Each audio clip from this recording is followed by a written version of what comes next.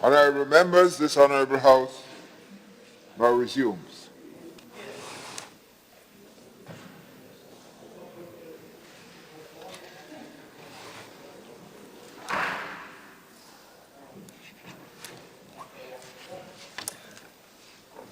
Do we have any?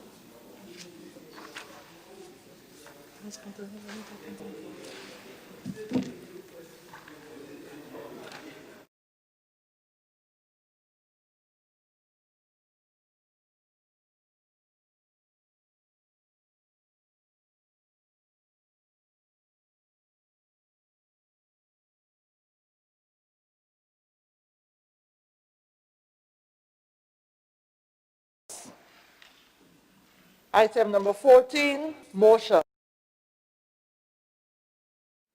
Leader of Government Biz. Thank you, Mr. Speaker. Mr. Speaker, I beg to move the motion standing in my name, which reads, whereas debate on the gracious address delivered by the Governor General on the occasion of the ceremonial state opening of the third session of the 10th Parliament on Friday, 4th October 2019, was further deferred to a date to be fixed. Be it resolved that the said address be further deferred to a date to be fixed.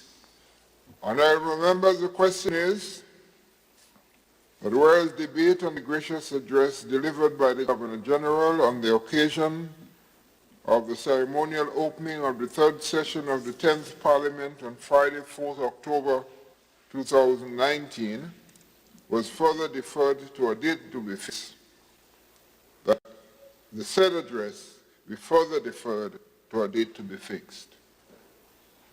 Leader of Government Business. Thank you, Mr. Speaker. Mr. Speaker,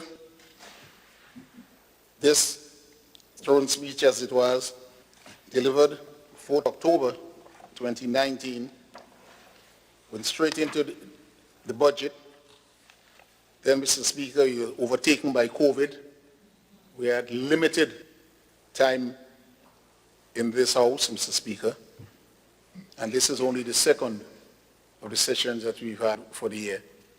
So in that context, Mr. Speaker, we are asking for the debate on the gracious address to be deferred to a further date, because it's not something that you should take lightly, the debate on the throne speech. So it will give us time, Mr. Speaker, so that we treat it with the respect that it deserves. I beg that the so be deferred, Mr. Speaker. Honourable members, the question is that the debate on the gracious address delivered by the Governor General on the occasion of the ceremonial opening of the third session of the 10th Parliament, Friday, 4th October 2015, and was deferred to a date to be fixed, that it not be further deferred to a date to be fixed. Those who have that opinion say aye. The contrary opinion say nay. I think the ayes have it. The ayes have it.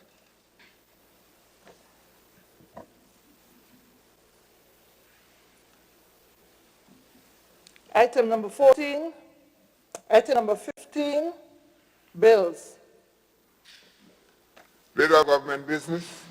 Speaker, I beg your indulgence to reorder the bills, Mr. Speaker, and so as to bring forward the Consumer Protection Amendment Act, Mr. Speaker, as number one, and we'll reverse back to the order.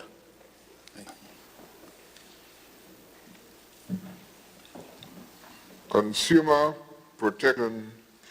Amendment Bill. Okay, so we have reorganized the order of the bills. So we take Consumer Protection.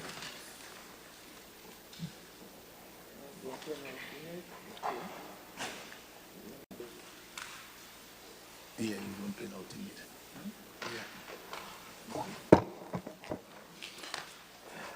An act to amend the Consumer Protection Act Number 2 of 2018, shortly entitled Consumer Protection Amendment Bill 2020.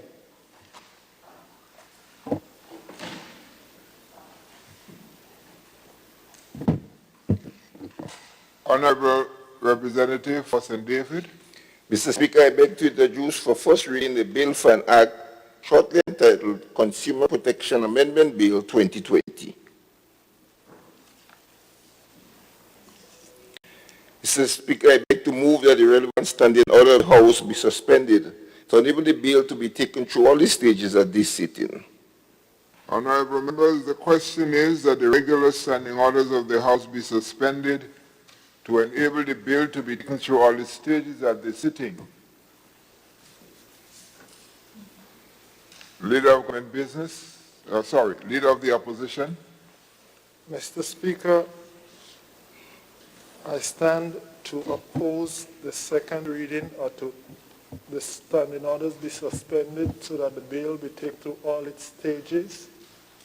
Mr. Speaker, I simply did that because I do believe that as we plot the course forward for democracy, over the last few years, Mr. Speaker, we have seen occasions when seldom the bills were only taken like read through different stages at different times. Now, I could understand in terms of the Carnival suspension bill that is here, that is an emergency in terms of the time limit. But when I studied democracies in our Commonwealth, Mr. Speaker, it is very seldom that a bill would be taken through all its stages at one sitting. And what I would urge today, Mr. Speaker, is that we revert back to good democratic practices in Parliament, where we have time to study and debate the bills, and not just do so in one sitting. Thank you, Mr. Speaker.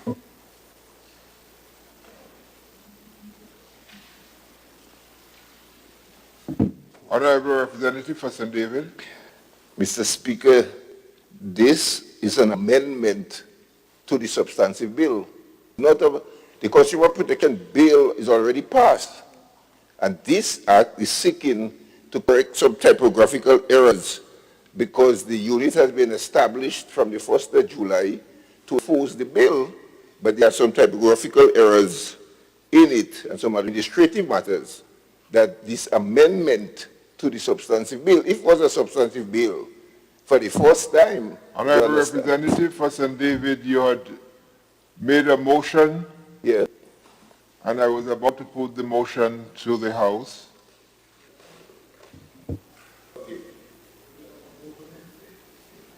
So let me put the motion to the House, and the House will determine. Honorable members, the question is that the orders of the House be suspended to enable the bill to be taken through all its stages at this sitting. Those of that opinion say aye. Of the contrary opinion say nay. I think the ayes have it. The ayes have it. Thank you, Mr. Speaker. It's the first time I'm printing a bill with the Leader of the Opposition. And so I'll stand guided by you, Mr. Speaker. So thank you for the guidance. I noticed when you said anybody, to the contrary, the opposition leader did not vote. So that means he agreed that it's only amendments, so we could go through with the amendments. So, Mr. Speaker, yes, the consumer, that is something that was lacking in our legislation in terms of governance, that we did not have a consumer protection bill. and members of the public made continuous call for the government to introduce this bill, because what happened in the past, under the Supplies Control Act and Sale of Goods Act, you have to use persuasion when you go to the business. It's more persuasion you have to use to get them to comply. Now you have an act that enforced Act 2 of 2018, and the unit that was under the Ministry of Finance, the Consumer Affairs Unit, is now under the Ministry of Trade, Industry and Cooperative. That's where it's located from the 1st of July, and it is this office now under the Ministry of Trade, Consumer Affairs Office, that will deal with all these matters as it relates to implementing the measures in this bill. So, Clause 2 seeks to amend Section 8.1. Section 8.1 provides that the minister shall appoint a director of consumer affairs. However, this amendment is saying that the director should be a public officer. Therefore, it takes away the power of the minister to appoint the director of consumer affairs. And instead says that a public officer should be appointed as the director of consumer affairs. That's the first amendment to this bill. Clause 3 seeks to amend Section 10 to remove the paragraph that the Consumer Advisory Body shall review a plan. We think that it is the Consumer Affairs Division that should do that and not the advisory body. And that is, this clause seeks to address that issue. Clause 4 seeks to amend Section 13 to provide clarity and procedural connection between investigation and the referral of matters to the tribunal. So there will be the office they could make complaints to, and then there will be a tribunal. If you are not satisfied, you can appeal to a tribunal. Clause 5 seeks to correct typographical error in the numbering. If you look at the bill, you'll see Section 31, 30, 31, and when you come to 32, you will see 11 there. So you have to remove 11. Numbering of Section 31, if you look at the bill, you will see 11 there. So this 11 is really supposed to be 31, because you have 30, then you have 11, and you have 32. That's the correction there. Yes.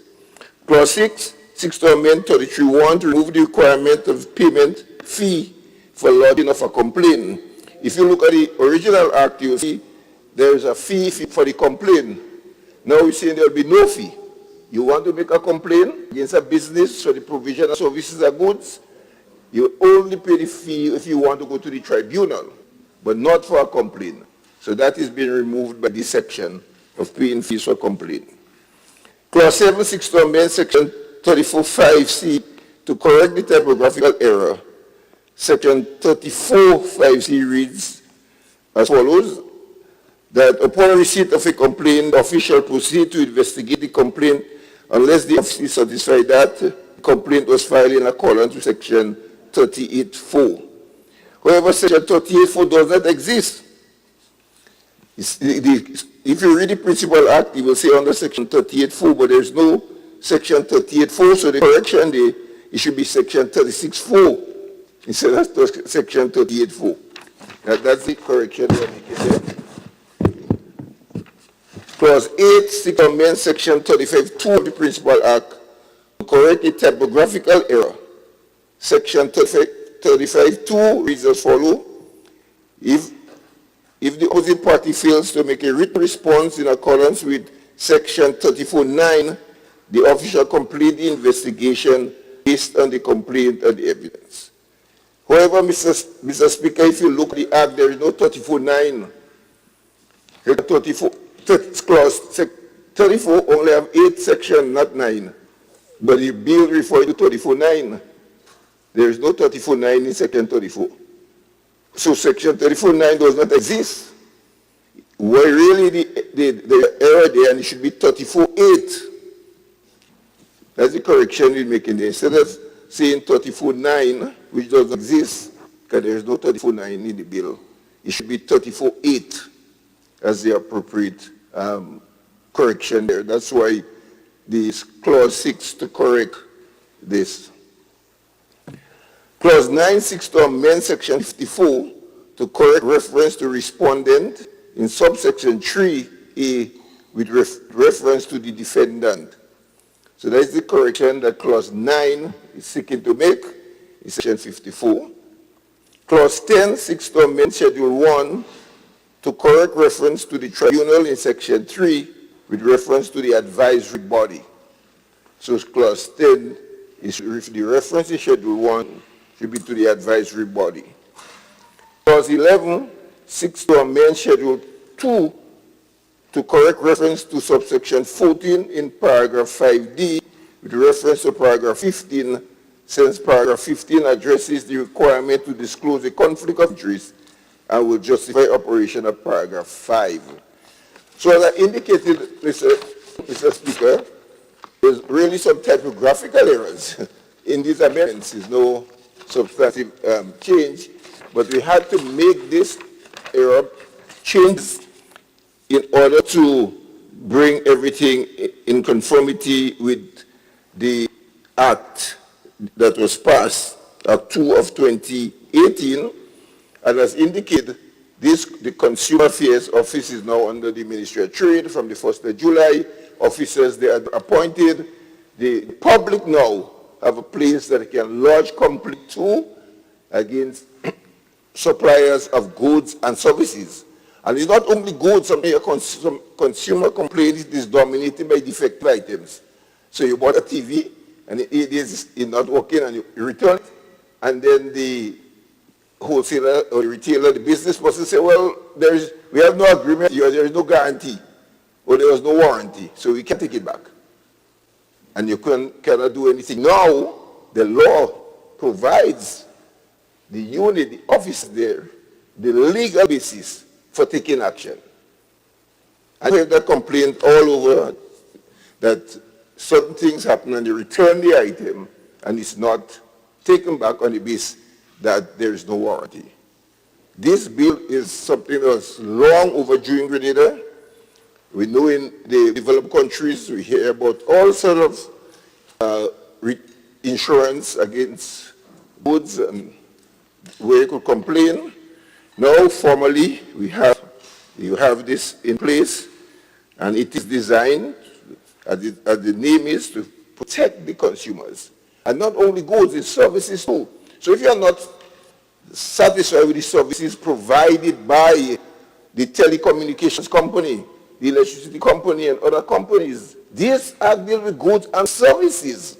And that is something people have been asking for a long time. We have a lot of complaints from telecommunication providers and other providers as service providing the service. Under this bill, it gives the consumer officers legal authority. It clearly outlines what can be done, and when they lodge the complaint to the Consumer Affairs Office, if they are not satisfied, they can go to a tribunal that is up under the Act to listen to their complaint.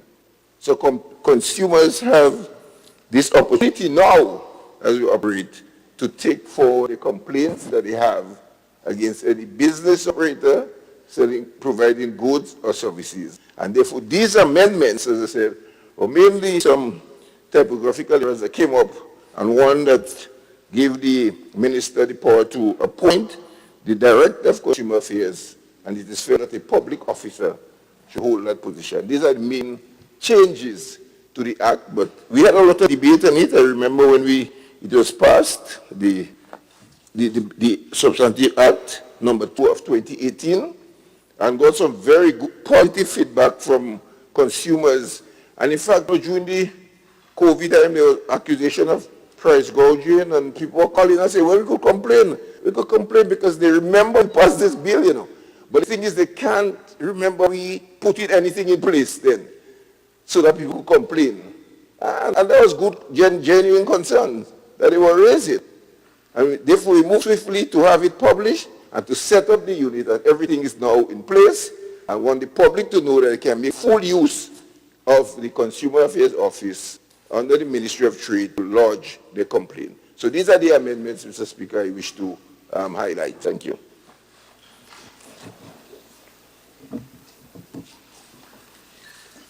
Honourable Representative Forsey John. Mr. Speaker, rise to give my full support to the amendments to this very important bill.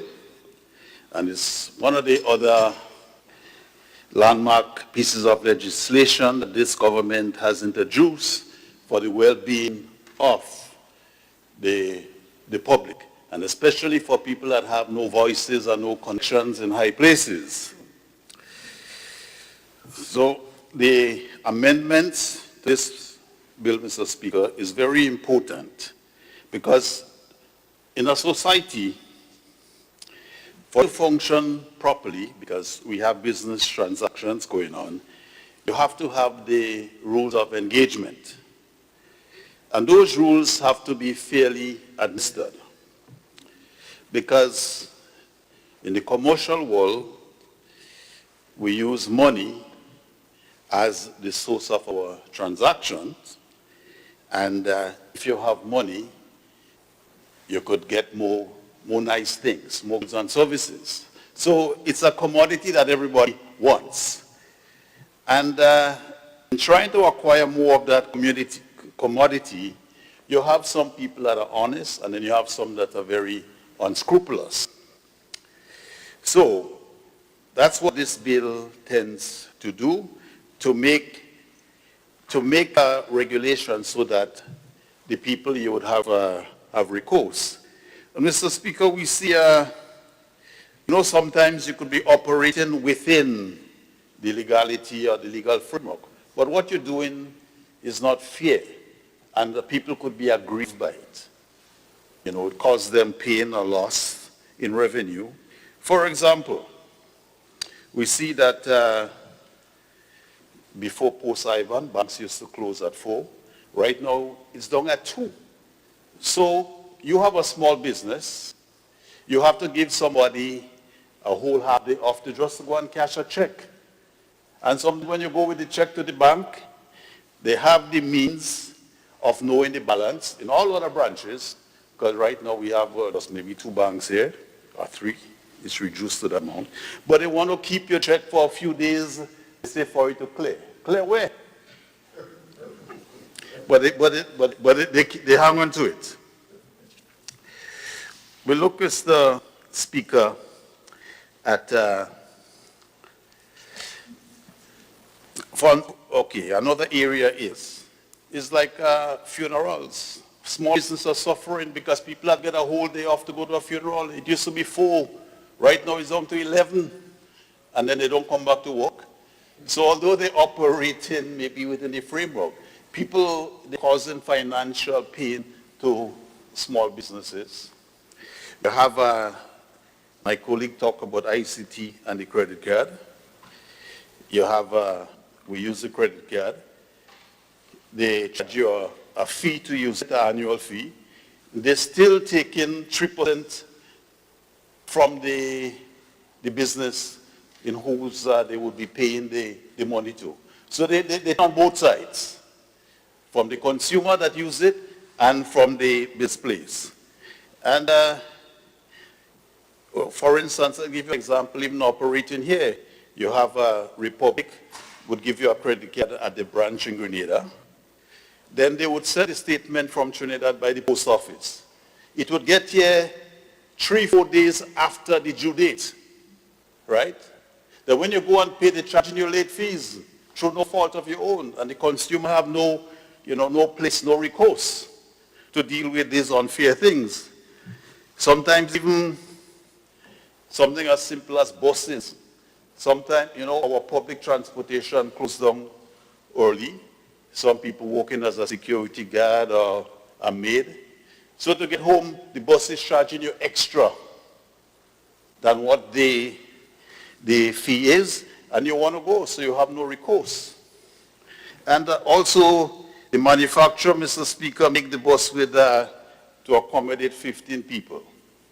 You see, they put a little box in the middle where you're supposed to walk, just to make it up to 18.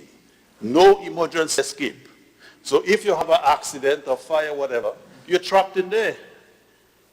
So, and these are things that I'm hoping that even though it might be legal, the tribunal created by this legislation could say, well, this is not fair, and that's not supposed to happen. Sometimes you go in the market, you buy pineapple, potato, you reach home, you cut it, and it's rotten on the inside. And they don't want to take it back. And I'm sure people have this experience. So it's not only at the big corporation, even the local vendor level, you still have these things happening, which is unfair to our consumer. Mr. Speaker, sometimes, and it has happened to me before, I've gone to a lawyer, he take a retainer from me, and the person that I bring, that I went to, he also take a retainer from the other person. You're representing both of us. And then you can't get a lawyer to represent you in court. And it's happening. And sometimes they have no criteria for the retainer. They look at you and they make a price. So, but if these things is just not fair. I mean, we need to have some regulation, or the tribunal should look at these things. And even sometimes you go to some businesses and you have poor people come down, you take bus and you're in a line to get your socks. And they would not put on another consumer CSR, which is a customer service representative. They don't want to pay additional persons, but you have poor people coming in there in the long line, and that happens especially in areas where you have a monopoly of few people competing against them. I'll mention a last one, Mr. Speaker, and that one is in the courts. You have a case, they want everybody to leave whichever part of the country to be there 9. And you get there for 9, and you see the judge or the magistrate coming after 10. No regards for people. And then when you get there, they know that the case will be adjourned. But they're still letting you come and waste time, lose your day work to come in there. So people don't want to take anybody to court because most of the times you lose. You're not gaining. So those are a few of the things that I wanted to mention. And just refer it back to the Act. The member from St. David's East, St. David's. I think we're trying to divide you. St. David's spoke about most of them. But the clause 2 talk about the changing of the director being appointed by the minister to one being a public officer.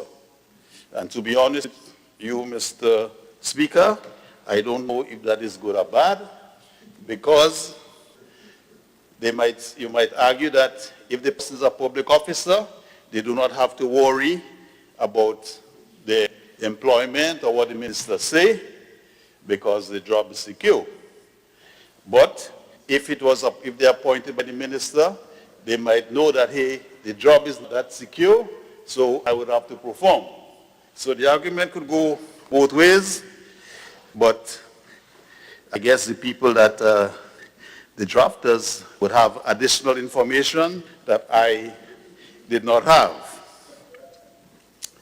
It also, clause 6 calls for the removal of the lodging fee, which I support 100%, because most people that come in to make the complaint would not have any additional money to pay to lodge the complaint, because that would be a double whammy for them. So that's, I suppose, and clause 4 talked about now having a fee if the matter has to go to the tribunal. And we know that there is a cost, so that I do support. Finally, Mr.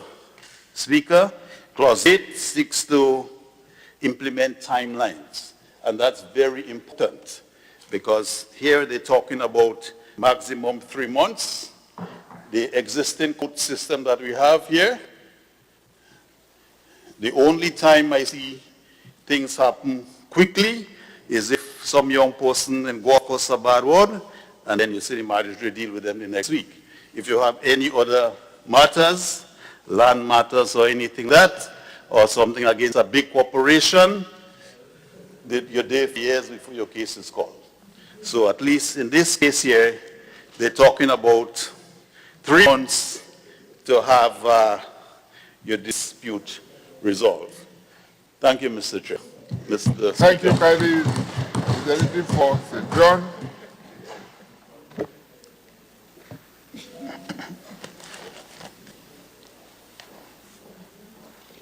Leader of Government Business. Thank you, Mr. Speaker. Mr. Speaker, I rise to give my full support to this bill and the amendment to the bill before us, Mr. Speaker. And I wish to start with a point that I made when we were discussing the substantive. And this has to do with goods, returning goods. I've made the point, Mr. Speaker, that the wholesalers and the importers must be part of the solution. One, when they purchase from abroad, they must ensure that the supplier provides the insurance. Because when the small consumer brings it back to them, they don't want it because they are lost. But they must be able to send it back. So if they do their business right and procure correctly, it might be an added cost, but it will be the insurance for damaged goods, etc. Shipment costs, etc. Sometimes you don't take the shipment costs, and sometimes the little man, if he gets 3/4 of it, he may be happy. But at least, Mr. Speaker, when the wholesalers purchase, and when they purchase from abroad, they must have this, Mr. Speaker. The vehicle companies, maybe they have some of this. They put something new, and they give you within the warranty period, then we'll be able to ship it back to the supplier or to the manufacturer. And that is of fundamental importance. So we must start to do business the new way. Otherwise, we'll always be complaining on this issue. Because the wholesaler will say, well, I cannot lose. The law tells him now that maybe he has to take it back. So what we must ensure, be the Ministry of Trade or whoever, ensure that we bring them in and tell them, whatever you purchase now, put insurance on it, so that you have no problem, and it would not be your loss or your total loss if it is brought back to you. And we have to look after the smaller consumers as well, but we must ensure that the larger ones get it right in their procurement, Mr. Speaker. And the second point I wish to make, Mr. Speaker, is that I welcome this bill, whether it is a process stage 1 in moving towards recourse. We have the Telecommunication Act of 2000. In that Telecommunication Act, there is solid protection for consumers. Sometimes they don't know about it. Sometimes they figure, well, I wouldn't fight it. But if they go to this, Mr. Speaker, they will be advised. And they will be told, you can come to me, but you better apply under this act. And then they will go to the NTRC, who has the power, but as a tribunal, and then you still have the appeals process. And the law is very stringent there. When you're dealing with the tribunal process, you can't appeal to the first instance court, You're appeal to the Court of Appeal in those instances because of the power that this tribunal has. And that's the appeals tribunal. And they make it very difficult, and the qualification is very high on some of those. Lawyers for long outstanding years, appeal judges, those are the people who sit on the appeal tribunal. For the Public Utilities Regulatory Commission that deals with other utilities except telecommunication, and the only person they know is the electricity utility, but by order of the Governor General, Nawasa could be brought under it, and any utility could be brought under it. And if you have a problem there, this Act 2 has its tribunal to deal with it is very specific. Whereas the Consumer Protection Act will direct you into it, they may say we don't have the technical capacity to do this, but at least the small consumer will know I'm going to somebody and they're going to send me the right place. Because you have frequency, 50 centers in Grenada. You could have a brownout. You could be getting 48.5 and 49. Some equipment, as you put your computer on, it might tell you now that you don't have the right frequency, because a lot of electronic gadget will not operate, if it doesn't have the right frequency. But if that happens, what do? Most people will not want to find the Public Utilities Regulatory Commission office. They will go to this institution. And this institution will tell them, that's the place. In fact, they may even assist them in filling out the complaint form. So I welcome it, Mr. Speaker, even if you might say it does not deal with the utilities, but access is of critical importance. And once a small person can get access, because right now, Mr. Speaker, there's only one person I saw wrote a letter to the NTRC on a complaint, a valid complaint, but that person was there. That person operated within the ministry and knows exactly the rules and rights. So that letter went out to the utility, and I know that they're treating it with great importance. But the rank and file will not know that. But going to this Consumer Protection Office, that everybody knows the price, bring back me potato, bring back me this, bring back me that, everybody will know that us. And when they get there, they'll be channeled, Mr. Speaker. At least, if the office feels that's the best way, the advisory committee will send them, Mr. Speaker. So in this context, I could see more of our people accessing the NTRCs and accessing the POC if you get the wrong voltage. For example, the Public Utilities Regulatory Commission Act penalizes the company if they give you too much outage, Mr. Speaker. In the Telecommunication Act, you must give 95% of what you say you're going to give for 95% of the time. So when you tell us your speed or your bandwidth, right, is 1, you better give this for 95% of the time. But once you prove it is not so, then consumer will be reimbursed. It is in the Act. But how many of us know this, Mr. Speaker? So one of the tasks that this institution will be doing is educating the persons when they come.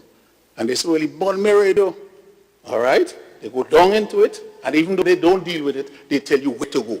And they'll tell you what recompense you should have, Mr. Speaker. So I welcome this act, this amendment to the act, and I know that it will serve our people in the best way, Mr. Speaker. I thank you.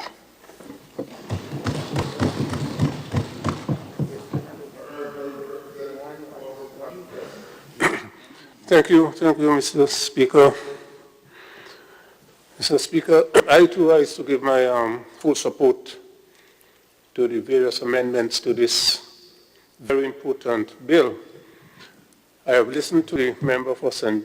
John and made some very practical revelations with regards to how consumers could be ripped off if we do not have the basic laws in place to protect them.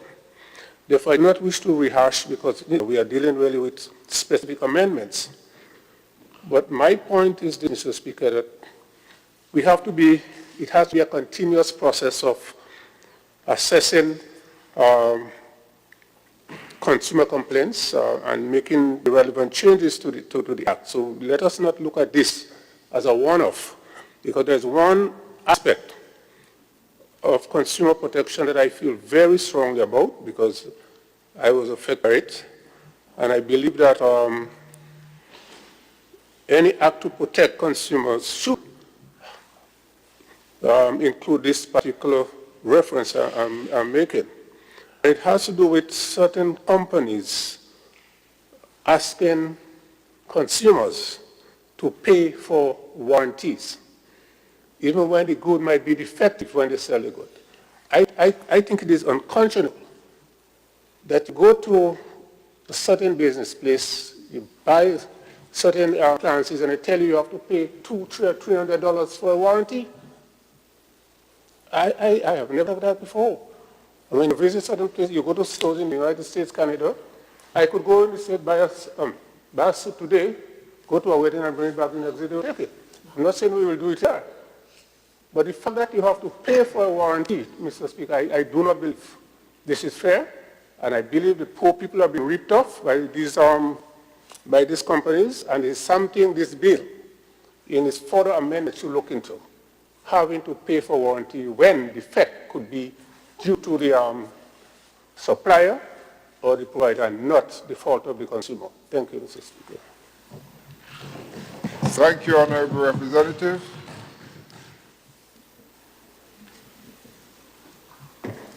Leader of the opposition. Thank you, Mr. Speaker. As it is said, Mr. Speaker, there is only one point that I wish to raise here, although the member for St. John raised it, and that is where it says here, there shall be a Director of Consumer Affairs Office who shall be an officer in the public service. Mr. Speaker, to me, this is very important because when this bill first came, I asked myself the question where it was stated, the minister shall appoint the Director of Consumer Affairs. And we have known from time and time again in this country, sometimes you get service or you get out of service depending on who you know. And if, for instance, I have a problem and the minister appoints the Director of the Consumer Affairs, if I am aggrieved, I may just challenge the aggrieved person and say, I'm going to the minister. And the minister will deal with that person in charge of consumer affairs. So that if it's a business place, the business place and the minister can have a relationship so that the director cannot do his or her job as he should be.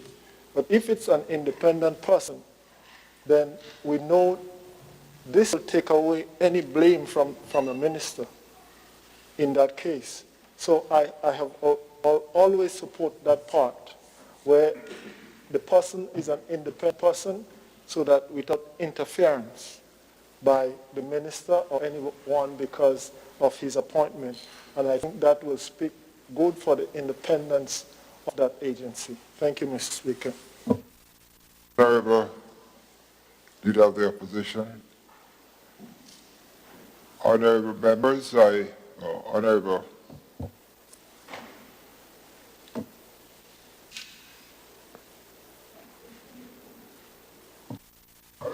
Representative for St. David.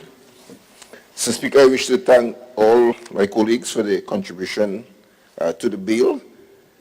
The amendments to this bill, as I indicated, it's timely for consumer protection.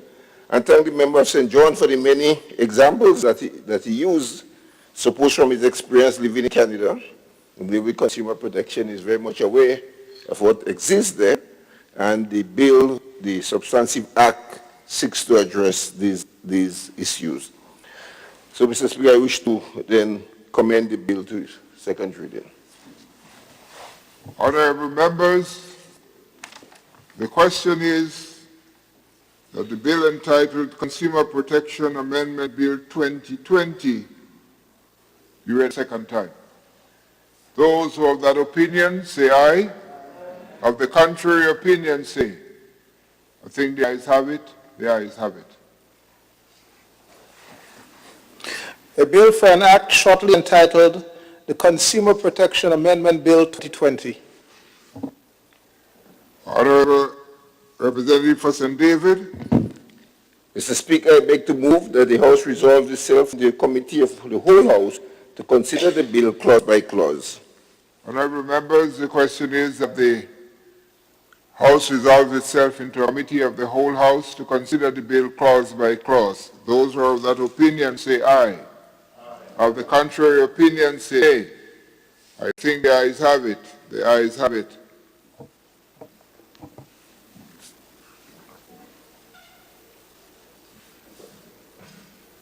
Honorable members, this House now stands in committee. Clause 2, amendment of Section 8 of Principal Act. Honorable members, the question is that Clause 2, amendment of Section 8 of Principal Act forms part of the bill. Those who are of that opinion say aye. Of the contrary opinion say nay. The ayes have it. The ayes have it. Clause 3, amendment of Section 10 of Principal Act. Honorable members, the question is that Clause 3, amendment of Section 10 of Principal Act forms part of the bill. Those of that opinion say aye. Of the contrary opinion say nay. I think the ayes have it. The ayes have it. Clause 4, amendment Section 13 of Principal Act. Honorable members, the question is that Clause 4 forms part of the bill. Those who are of that opinion say aye. Of the contrary opinion say nay. I think the ayes have it. The ayes have it. Clause 5, correction of numbering of Section 31 of Principal Act. Honorable members, the question is that Clause 5 forms part of the bill. Those who are of that opinion say aye. Of the contrary opinion say nay. I think the ayes have it. The ayes have it. Clause 6, amendment of Section 33 of Principal Act. Honorable members, the question is that Clause 6 forms part of the bill. Those who are of that opinion say aye. Of the contrary opinion say nay. I think the ayes have it. The ayes have it. Clause 7, amendment of Section 34 of Principal Act. Honorable members, the question is that Clause 7 forms part of the bill. Those of that opinion say aye. Of the contrary opinion say nay. I think the ayes have it. The ayes have it. Clause 8, amendment of Section 35 of Principal Act. Honorable members, the question is that Clause 8 forms part of the bill. Those who are of that opinion say aye. Of the contrary opinion say nay. I think the ayes have it. The ayes have it.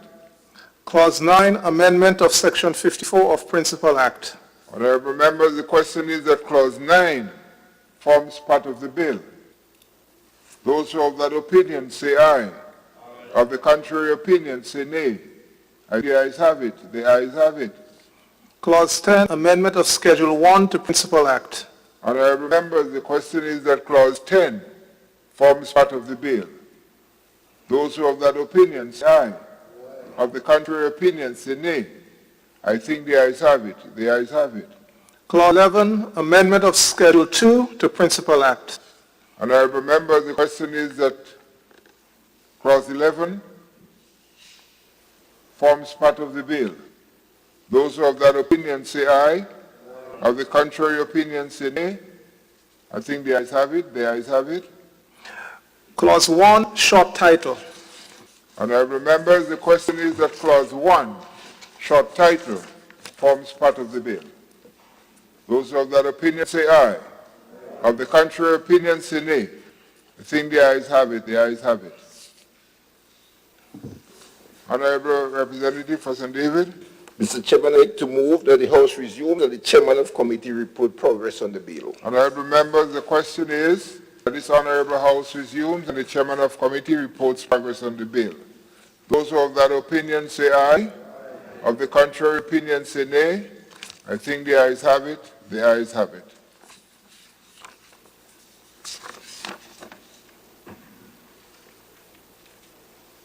Honorable members, this House now resume.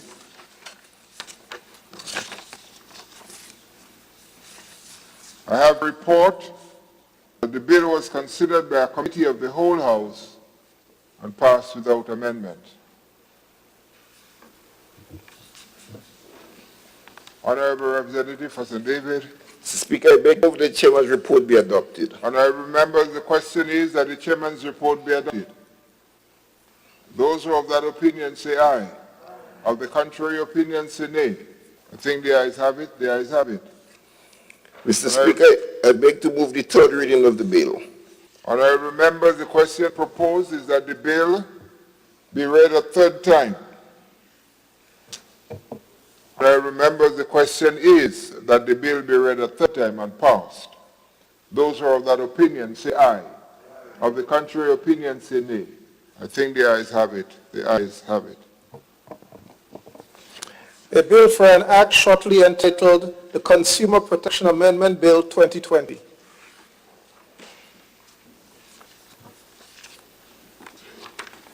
Leader of Government Business. Thank you, Mr. Speaker.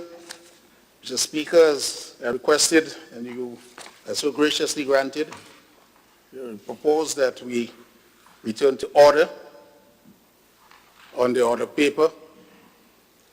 And we see the first item, the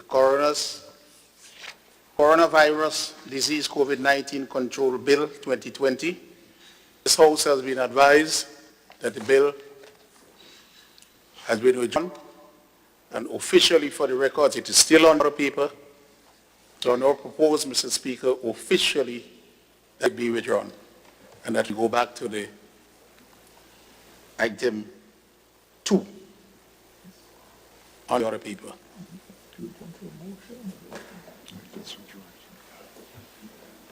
Honourable members, the bill, the COVID-19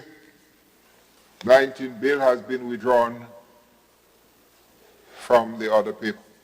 So it shall not be dealt with at this sitting or until such times as the bill is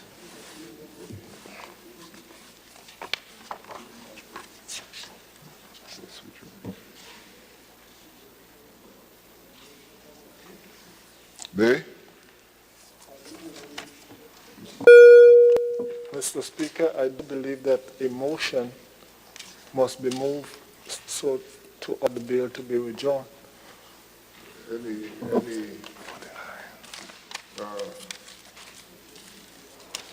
presenter of a bill or motion to withdraw, not necessarily by a motion to withdraw, but a statement to withdraw.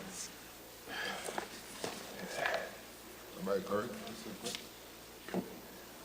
Motion for the withdrawal. Motion for the withdrawal. Thank you, Mr. Leader of the Opposition.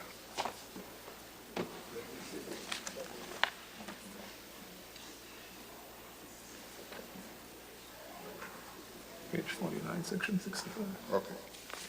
You're correct. According to page 49, section 49, 65. Any Page bill 49, section 65. which is in the opinion.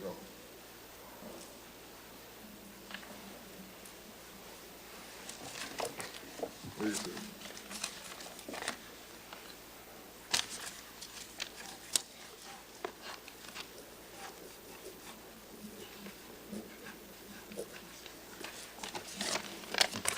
Yeah. 49, section 65.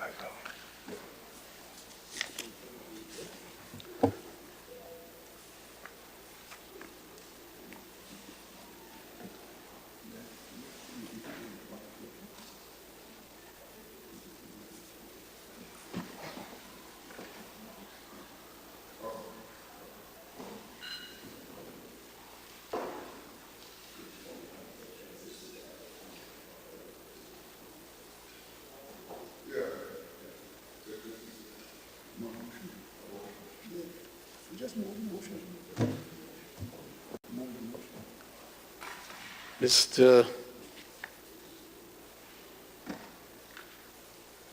Speaker,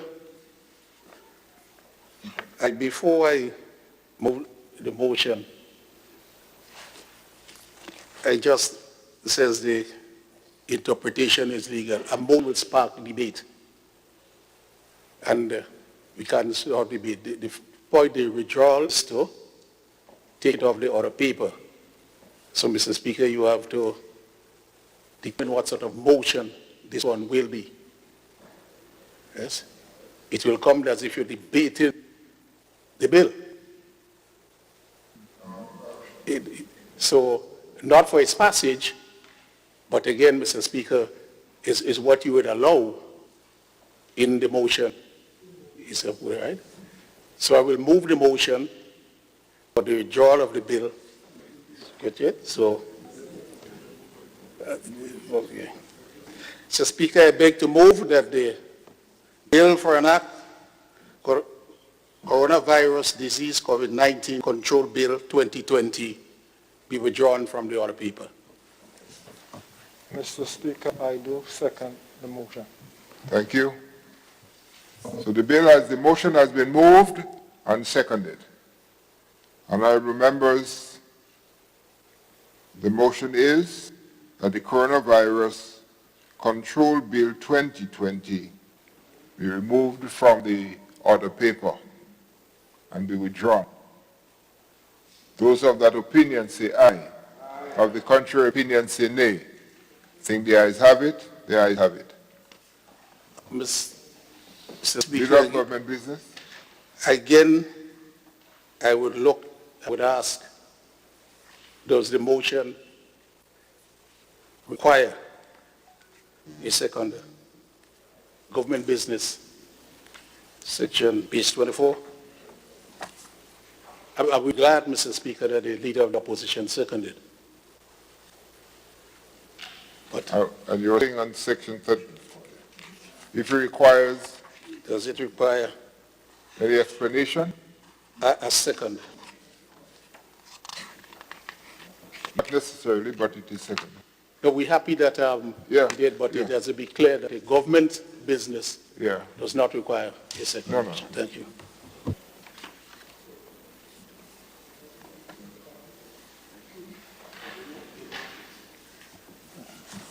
Honorable Prime Minister, Minister for Finance.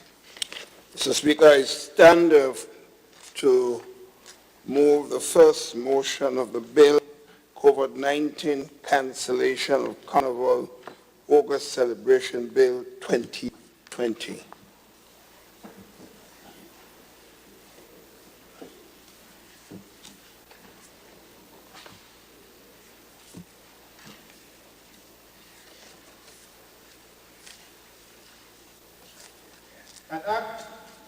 An act to cancel the Carnival August celebrations for the year 2020 and the recognition of those days as bank holidays, shortly entitled COVID-19 Cancellation of Carnival August Celebrations Bill 2020.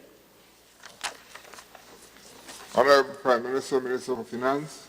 Speaker, I therefore move that the relevant standing orders of this House be suspended to allow this bill to be taken through all the stages of this session. Honorable members, the question proposed is that the relevant standing orders of the House be suspended to enable the bill to be taken through all its stages at the sitting.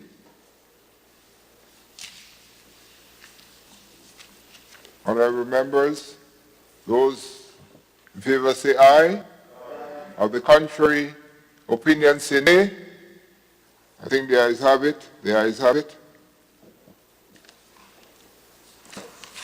Honorable Minister for Finance. Yes, Mr. Speaker, I don't move that move the second reading of this bill. Honorable members, the question proposed is that the bill, the COVID-19 cancellation of Carnival August Celebration Bill 2020, be read a second time. Honorable Prime Minister, Minister for Mr. Finance. Speaker,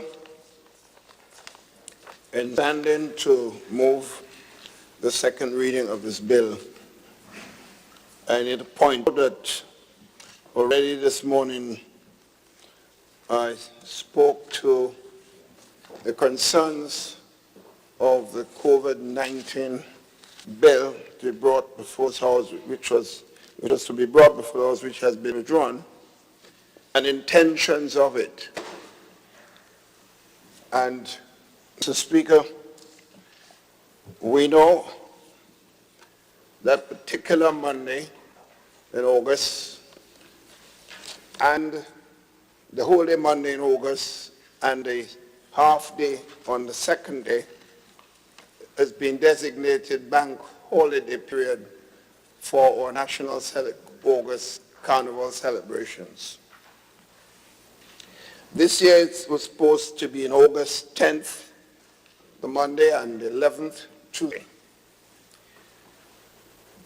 In the context of the tremendous problems that we recognize with the pandemic that we are facing, in fact, Mr. Speaker, it must be clear that in February this year, late February, when the virus was already affecting the world, and many did not realize the extent of it, as something I pointed out when I went to Guyana. Trinidad Carnival took place. Subsequently, there was obvious from all reports that there was in fact a level of infestation in Trinidad due to that national celebrations where a mass of people would be interacting, sweating, talking to each other, hugging, and all sorts of things. And the carnival is what it is. It is a physical thing in a lot of sense of the word. So in the face of what is evident, the problem that countries around the world, in fact, Mr. Speaker, I want to make this point. I was watching television one evening, and I saw a young lady, about 20 years, in Miami, speaking to the world and her young people, and saying that her state was locked down. When they opened up for bars and restaurants, a lot of our friends went to a particular bar, and because the lockdown and the atmosphere of freedom, they really had a time, the ball. About a week later, 21 of their friends, including her, were infected. That is the extent of how fast this virus affects people and large numbers of persons with that sort of interaction. It was reported recently, the Marlins baseball team, they tested them before they started the training session. Everyone was tested positive. In the space of a week and a half after the training session, they tested them regularly, like they were doing with all the West Indies players recently.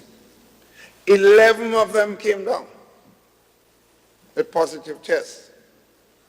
And a couple of days later, up to this morning, 4 more. So 15 members of a 30-member team. So it is now under serious consideration whether the Miami Marlins could in fact take part in the season at all. Because the amount of games they will miss, because mostly all their stars. In fact, it is felt that they may not be competitive even if they proceeded to use the other 15 members. And you don't know between now and the time they start the season whether more of the 15 left. The point really we're making is, I know how much our people depend on Carnival. I know how much they enjoy it. I know how much the young people in particular, and even the businesses that have suffered a lot already, depend on some sort of celebration activities to make a dollar. So we know we are asking people to make a lot of sacrifices. We know how we have become the country that is identified with jab. It's become almost an international thing after Talpri's expose. So we know people look forward to coming to Grenada for Carnival is becoming bigger and bigger and bigger. Government revenues would be helped exceedingly so. It is in our interest financially to have Carnival. I enjoy it myself. I don't play much, but I enjoy it. But what is first, Mr. Speaker? As I pointed out this morning, the first thing is the protection of our people. Health. What is the revenue in government? What is the revenue to a shopkeeper or business person when he or she doesn't have health? What does the revenue mean to government? When the people of the government is supposed to be protecting, the government picks up more revenue and a lot of people get infected and some go through some serious illness and problems that can affect them for life. Because there's quite a strong evidence, Mr. Speaker, that this virus is not something that some people recover, and when after they do physical afterwards, they seem not to have lingering problems. But for others, some have had permanent damage to liver and other organs of the body. You don't know, we don't know what inside of us right now is not functioning at its optimal. And you don't want to test it. The president say testing, but he can test. But I ain't testing no part of my body, but nothing that I don't believe is right. So we have to come to terms with all our good intention. That's why I'm appealing to our friends this morning and who have problems with the COVID-19 Act, and as I said before, understand it. At the same time, please do the same thing. Call on people not to use that as a basis for trying to go against the protocols and the rules that we established to protect them. Because some people say the government was dictatorial with the COVID-19 Act, and the dictatorial trying to get rid of our jab and our celebration and carnival. That could be the mindset. And we decided it will divide us. It was last week, as the Minister had pointed out. You have jab on the beach. Oh, what's going on? Because we're afraid to lose 2 votes, we're going to say, go ahead and do it. And we won't interrupt. My friend, Mr. Speaker, I have told my colleagues, leadership requires guts. Leadership requires a responsibility to do what is right. Not always what is popular. And I've always told my colleagues, for my 5 years experience in politics, the noises you hear today is not permanent noise. Is what is right becomes permanent. That is what survives. That is my experience in 35 years. I've seen situations where it looked bleak, as if you are dead politically and otherwise. And you took a decision based on what is right. Those who see it today praise you tomorrow. That is a fact. As long as you are doing it for what you believe is right. Even when you're wrong, Mr. Speaker, even when the result for what you took a decision on turns out wrong, but they believe you are genuinely feeling what you're doing is right, people forgive you. Good people forgive you. Those who have ulterior motives and full of hate and spite, they are the ones that keep the permanent opposition to things that you do, which is interested. So I'm convinced, Mr. Speaker, to have a holiday is to encourage people to have masks, to encourage people to jab in the thousands and the hundreds and the tens, and we have got a major problem because with the border opening, more people will be coming from different parts, and you never know. As the minister pointed out, one came in with a positive test a few days ago. That one person go into a celebration on the beach and infect 20 and 30 people. Then 20 and 30 people goes out go out in the villages and infect hundreds. Where are the beds in the hospital for 100 ICU patients? We in government, if we allow that, we better run from town, because people will deal with us accordingly. So, Mr. Speaker, in addition to the point I just made, we have had 3 months of literally no productivity. Businesses are hurting. Government revenue, I looked at the inland revenue data this night, 50%, 3 more days to go. You know, that remind me of in the 80s and 90s in government, when you budget for revenue for say, $100 million in customs and inland revenue, $47 million you're earning. So, you know, that's why we had to go and bank borrowing money to pay salaries and so on, because you won't get revenue. Not there wasn't revenue, the collection process was extremely bad. And people were doing their own thing, and the government assured they did not have the capacity in terms of the systems in place to collect the appropriate revenue.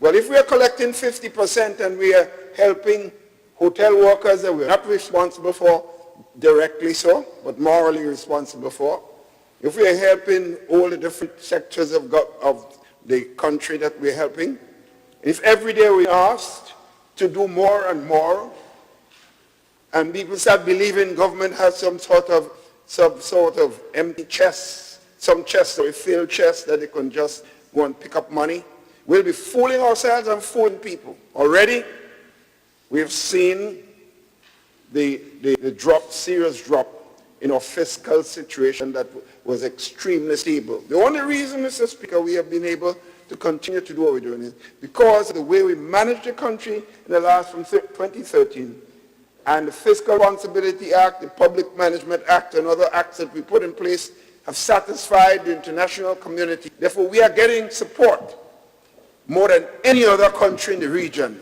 because of the IDA support that we are qualified for most countries did not qualify for because of the sacrifice we made. But if we overplay our hand, Mr. Speaker, our deficit becomes a problem. We will lose all that possibilities that we have. So I'm saying the government revenues also has to be a concern. And the business persons and the persons around the country who have been having to bear the brunt of a lot of the problems we face also. So why would we go and give another holiday? Well, it's 2 days, because if you tell somebody they have to go Tuesday's holiday, forget it. And will live sutters and come into town just to go to work for 3 hours a day. Sometimes they come in, they reach 10 o'clock and they want to go for lunch at 11:30. So if they know they're coming for half day, you're not going to see them. So you know it's 2 days you're talking about, and 2 days loss of productivity further. So on these 2 bases, Mr. Speaker, I firmly believe it would be unwise, maybe a little bit unpopular, you know, but I believe it would be the wise decision and the right one. And I honestly believe, you know, Mr. Speaker, I go to church on Sundays, and I see how the religious community have been so positive in the approach in meeting what we have asked them to. In my church, I see the distancing. I see the old people, they're not coming, because the priests and others, they go to them sometime on Sundays. But the young people, and everybody dancing, and they have marks where you can stand. You can't go past this. And this thing about going around giving handshake, is a bow. Everybody bowing. The discipline is so good. Even the Adventist Church, Mr. Speaker, up to now they're doing virtual services. Although we've said they can, but just keep the protocols. But they are so disciplined in their approach and so protective of their constituents that they really... My thing is, if we allow this carnival, and we allow this mass gathering, we're going to hear from those churches. And they will be quite right to condemn all of us. And you and I know, while the carnival is a positive in some sense, some displays that take place is almost going to be seen as anti-Christian. The morality issue is becoming a problem. The embarrassment that some of us, when you look at some people on the street, it's better they just did nothing. sometimes we have to ask ourselves, is that really carnival? Is that what we want to project? Right? And I'm not sure that is going to be. But if we allow it and that excesses continue, which it will, we're going to be in a lot of trouble. Mr. Speaker, therefore, take this special opportunity to move the second reading of this bill and ask for passage of the second reading. Thank you. Honorable Representative for St. Mark. Thank you, Mr. Speaker. Mr. Speaker, I rise in support of the bill, the amendment bill as presented, COVID-19 Cancellation of Carnival Celebrations Bill 2020. Mr. Speaker, as we all know, Carnival is good for tourism. Carnival is very, very good for tourism. Carnival has contributed in putting our country as a serious destination competitor for experience. People like to go to countries where they can have experience, where they can have fun, and for quality entertainment. Our artists have excelled in country, regionally and internationally. They have performed well. I will just give two stats to show how important Carnival is to tourism. In 2018, we had, during the Carnival period, which is about a month, 2 weeks before and a few days after Carnival, we had 12,379 visitors to our shores. And that was a dramatic increase over 2017. In 2019, we had about 1,000 increase of 13,327. And what we were hearing, people who came for Carnival in 2019, they were booking before they left Grenada for 2020. Persons were calling in. We saw more visitors booking with bands to play Carnival in the bands. So 2020 would have been bumper for us. It would have been extremely significant, and coming after COVID, that is a big whammy for tourism. But, Mr. Speaker, there are things like life and health that are more important. I like traditional mass. I like it even more because for the past few years, traditional mass has been celebrated in St. Mark. But personally, I like traditional mass because I like my shorty. Even when I drag in Mr. Speaker, I buy my clothes and I wear my shorty clothes. I like the carnival. I like the spirit. I like to see our people enjoying themselves. But Mr. Speaker, as much as I like that and I care about the people who would earn their living by it throughout the length and breadth of Grenada, Carriacou, and Petit Martinique, Carriacou for another time. However, Mr. Speaker, as I said before, health and life are certainly more important than making a dollar or enjoying Carnival and Jab for a while. 2 days, and it's over. And what can we have in the aftermath of those 2 days? We have seen some of our sister islands, like for example St. Vincent, they have canceled Carnival. And it means a lot to them as well, but they made a wise decision, and we have taken the same pathway based on sound medical advice, and also just empirically what we see. So for example, we have seen the negative impact of gatherings internationally, both small gatherings and large. It doesn't have to be large. But a party of 17 in New Jersey, and I have relatives in New Jersey, 17 went to a party, 17 contracted the disease, and 7 of them died. I don't remember the exact amount, but more double figures died. So a significant number died. A family had a dinner. Family. They all loved one another.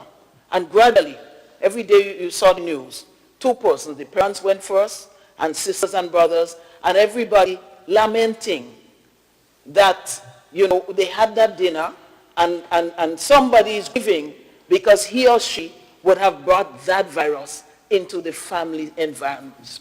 And we have seen it. Persons going into their parents' home or living with their parents, and the parents are home, but they bring it in. And, you know, the remorse and the grief, they have to get counseling for it. Is that what we are looking for? Just for 2 days of fun? Mr. Speaker, this thing is very serious. And through you, I want to speak to all my Grenadian brothers and sisters, nephews, nene, whatever. Let us take this thing seriously. We're saying, some people even go as far as saying that it don't have virus. I heard they say it about AIDS. But the both statistics, a lot of people died before we realized that AIDS does exist. And the virus does exist. The thing is, sometimes when a government performs well, and a Ministry of Health performs well, and we have managed to keep this thing down, people, instead of realizing that it took effort, it took work, and it took astuteness and dedicated, not just work, but dedicated work day after day to monitor this thing, what's happening outside. And a lot of the things, the examples we had didn't happen here, but it doesn't have to happen to you for it to be true. And so we learned from that. I'm sure the minister and his team were perusing what CDC was saying, WHO, and all of this guidance, and CARFA and whoever else, and just seeing what happened when people complied. You see the numbers go down. And when people break away, like they went in the beach in Miami and they went crazy. New Orleans had carnival. And what happened to the numbers? They soared. So there are too many examples for us to ignore just because we've been doing well. Let us praise God in the first instance, praise the scientific staff, the team, and others who worked. But let us be wise. Mr. Speaker, through you, I want to beg that we continue on the trajectory that we are on, the path that we have carved as a nation, because every one of us makes sacrifices. And let us not throw those sacrifices down the drain. As much as we like Carnival, as much as it does for the economy, I would beg everyone, let us comply, let us leave the job for a while. Next year it's going to be bigger, it's going to be better for us, but we have to make the sacrifice now. I thank you, Mr. Speaker. Thank you, Honorable Representative for St. Barker, Minister for Tourism. I know how you feel, I imagine.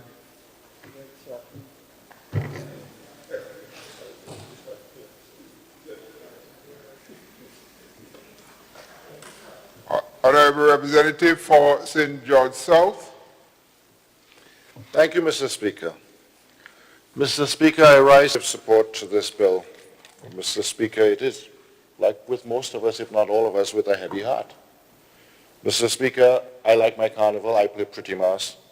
I play Jab Jab. I support Panorama not just as a spectator, but financially as well, Panorama. I haven't played in a while, but yes. I said farewell to a dear friend of mine who we played Jab Jab together for years. I know, like anybody else, that you say, I work hard or see trouble for the year, I'm going to play a mass.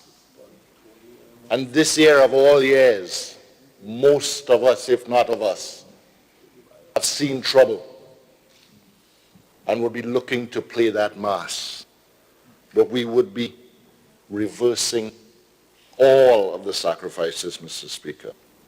Mr. Speaker, this is not the desire of a cruel, authoritarian government or so, Mr. Speaker. Mr. Speaker, this is not political policy. This is scientific fact. COVID-19 is a contagious disease.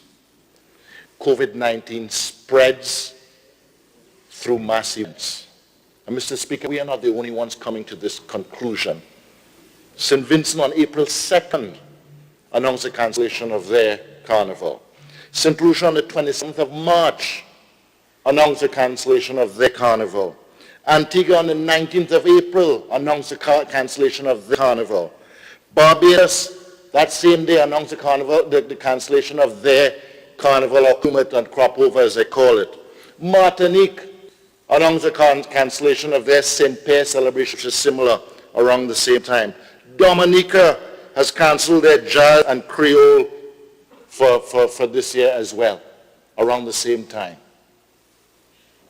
That's not because this government has asked them to do it,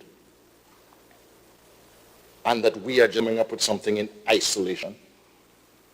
That is responsible governments throughout the region following the scientific fact. Mr. Speaker, F1 was cancelled. It's now back with no spectators, no mass gathering, just the drivers on the road.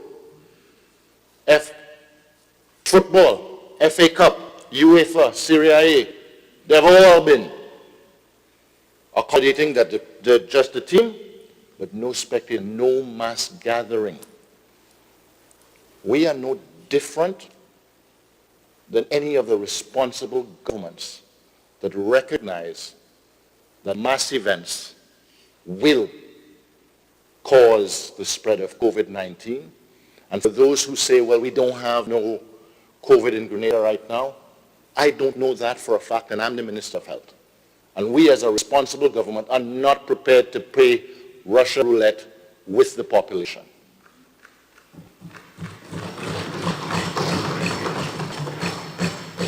So, Mr. Speaker, my final words too is that there are some out there who are provoking this, but they themselves will stay home. They themselves are wearing the mask. They are provoking this just to see civil disorder because it's not their watch. Well, this is our watch, and we have to do the responsible thing, Mr. Speaker. So regrettably, with a heavy heart, I stand in support of this bill. My birthday is August 11th, usually around Carnival as well. Another reason to celebrate. This year, no Carnival, no large gatherings, moderation, so that all of the sacrifices will continue to be worthwhile. Thank you, Mr. Speaker. Thank you, Honorable Representative for St. South. We have to talk something about this jab. We're going to talk about it. Honorable Leader of the Opposition. Thank you, Mr. Speaker. Mr. Speaker, I rise to make a few comments. Support. And I do have some comments to make. I don't do jab. I never did pretty much. As a matter of fact, Mr. Speaker, it's a very quiet time for me. But I do enjoy and listen to a good calypso and a good piece of pan. I have family who would chase Carnival, whether it's in St. Vincent or Barbados or Fort-de-France, they go. But I never pursue. But Mr. Speaker, I do believe that if I take it from a scientific point of view, that there is some science in being alone together. Stay home. If you have the COVID, just stay home. You don't have to go out. Alone together. Someone asked me what it means. I say it means that you're protecting others when you stay at home. Mr. Speaker, from this point of view, I raise concerns that were raised to me by a few employees in some businesses, that they worked as essential, almost essential workers in stores and so forth, and all during the COVID time they were out at work. And lo and behold, the 2 weeks holiday was taken from them, even in that light. And so they were looking for maybe for that 2 days pay for Carnival in terms to do their own private business. They don't take part in Carnival. That too they feel is taken away from them. And the question is asked, what can we do about it? Some people feel that they have given yeoman service during this time. Even the 2 weeks they had, well, they realized that they had to sacrifice. And maybe a couple of them made plans to do things with their family and to go and see friends. Even some of our friends here were planning to go home to Carriacou for the 2 weeks, 2 days, which they always do. They call it a long weekend. You leave Friday, you come back Monday afternoon or Tuesday or even Wednesday. And so with that out, that cannot be done again. But Mr. Speaker, I would tell us, and I can look at it from a scientific point of view because in my humble opinion and my little disposition, I studied science. I mean, I stand in this parliament here, Mr. Speaker, and I never did political science as a degree. I did chemistry and biology. And as an instructor of biochemistry and molecular biology, I think just before COVID, just the week before the lockdown, I had a class where we were changing a bacteria by placing in E. coli a plasmid DNA, and you could change the form and so forth. And remember the last time when I was here, Mr. Speaker, I said I had the opportunity to read probably one of the biggest texts that I ever read was on the Spanish epidemic of 1919. And it is said that the Spanish epidemic killed between 40 to 60 million people worldwide before it was over. That's a lot of people. Mind you, we did not have the medical facility that we have now and the knowledge and the medicine. I said then that the world went into 3 lockdown stages. The first one, the second one, and the third one. And they could not get over it. In that same documentary too, I read that in the city of San Francisco, they had a curfew order, and the police was ordered to shoot anybody violating that curfew. We do not have that in Grenada. I do not ever believe we will get to that point. But what I am saying, follow the science. You know, as opposition leader, I was called, Mr. Clement, you're not doing your work because here 3 persons leave Grenada and go to Trinidad and they're positive, and you're not saying anything. I had a conversation with Minister. I asked him, he said to me, we found out that what the people around tested. He says the roommate of the guy was tested and he did not have it. The wives of the 2 gentlemen were tested and they did not have it. And with the virulence of COVID-19, how could I be living with somebody? Or even my wife, I test positive and they did not. And what I am saying, Mr. Speaker, unless that PCR test is on to verify that there is indeed COVID-19 in one's body, even at a certain amount can be transmitted, then we cannot say that person is definitely positive. The test, the scientific test, must be done. So important it is. And I pray that we will all take a step back, because it is as serious as it can get. I know earlier on you spoke about losing one of your friends, and I remember one day I was home and my wife called out to me and said, Toby, I have something to tell you, but you have to sit down. And I sat down and she said to me, Mom just called and said, Roy passed away in New York.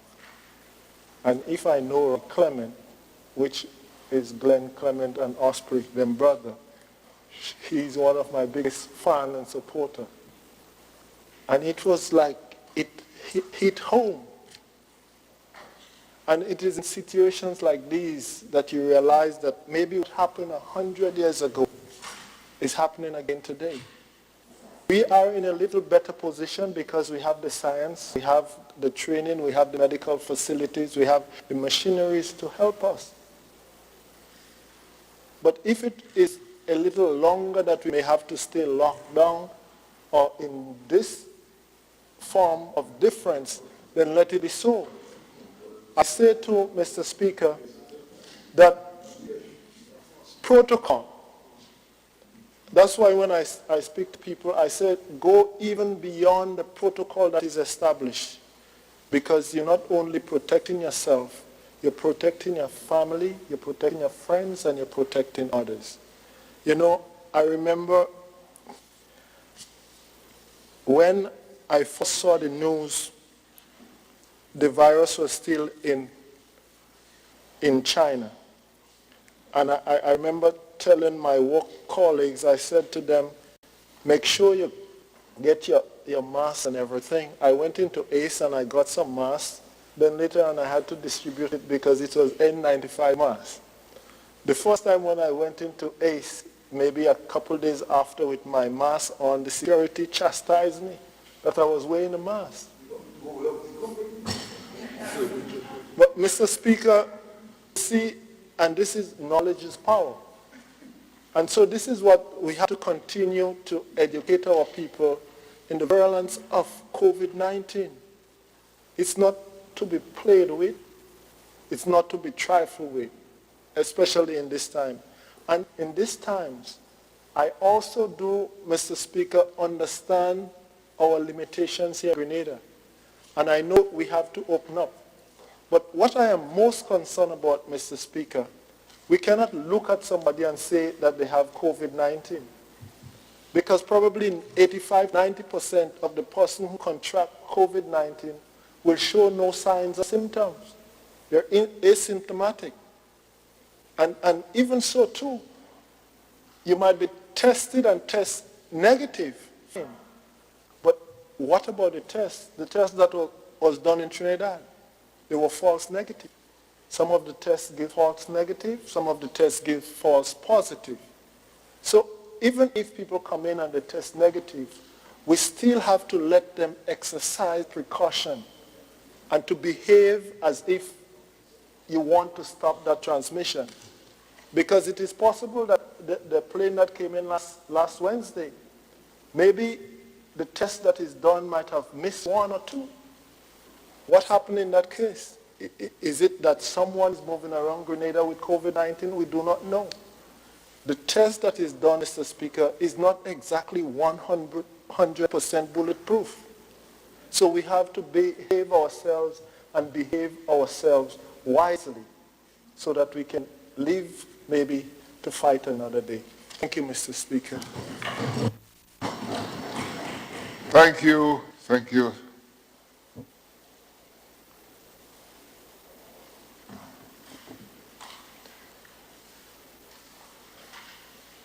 Honorable Minister for Finance and Prime Minister.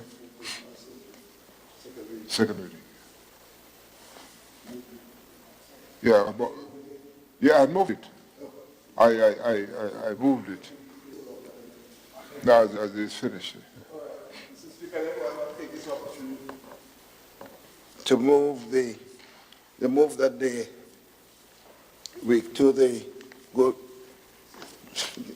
move to resolve ourselves, the committee of the whole House, to consider the bill. Well, I'll have to move it. Yes, I thought so. I didn't think I was wrong, but I said. I thought so.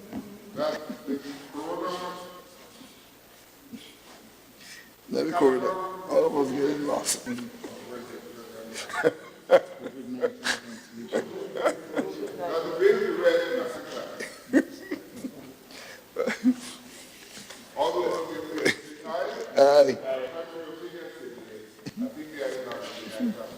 Yeah, I think we all got a bit lost there, Mr. Speaker. Yeah, but we didn't ask for the vote. Yeah. I'll read the second time. A bill for an act shortly entitled the COVID-19 Cancellation of Carnival August Celebrations Bill 2020. For a move that the House resolve itself in the committee of the whole House to consider the bill by clause. Honorable members, the question is that the committee resolve itself into the House resolve itself into a committee of the whole House to consider the bill clause by clause. Those who have that opinion say aye. Aye. Of the contrary opinion say nay. I think the ayes have it. The ayes have it.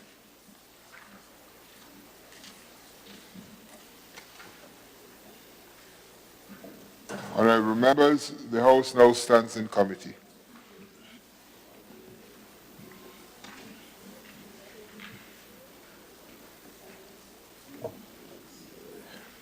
Clause 2, cancellation of Carnival August celebrations. Honorable members, the question is that Clause 2, cancellation of August Carnival celebration, forms part of the bill.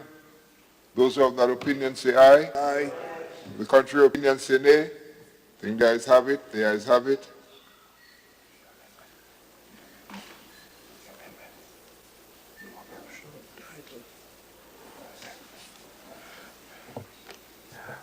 Clause 1, short title. Honorable members, the question is that Clause 1, short title, forms part of the bill. Those who have that opinion say aye. Aye. The contrary opinion say nay. I think the ayes have it. The ayes have it.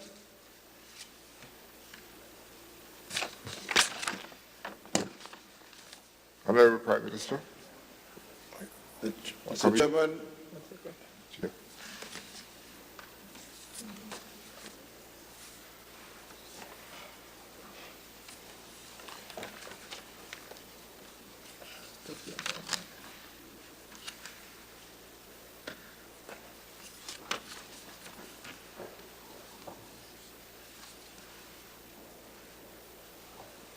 Mr. Chairman, move that the chairman reports progress on the bill.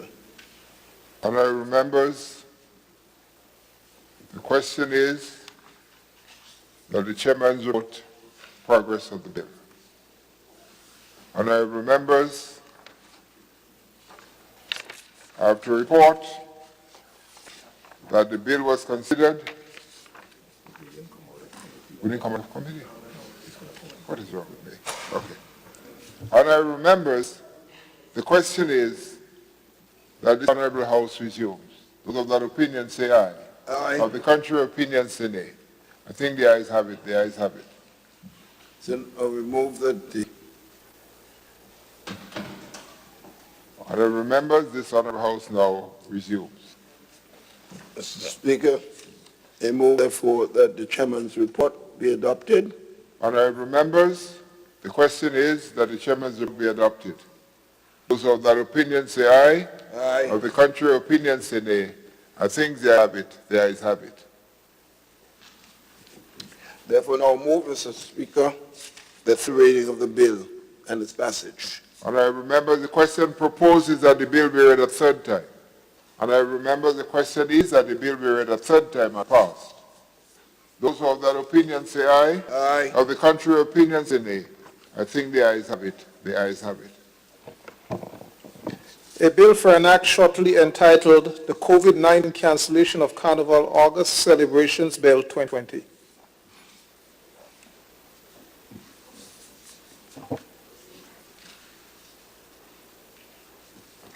Honorable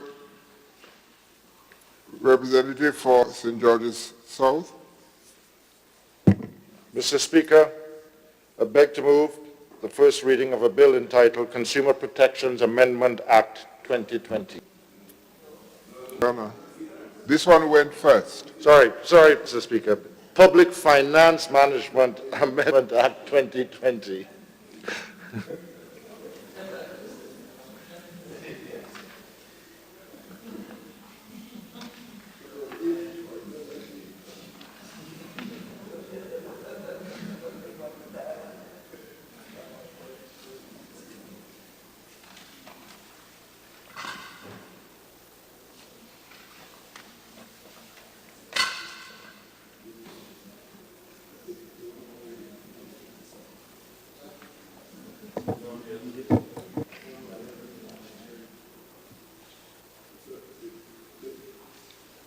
Yeah.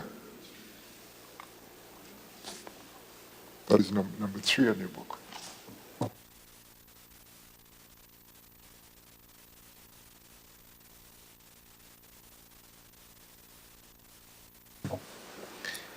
A bill for an act shortly entitled Public Finance Management Amendment Bill 2020.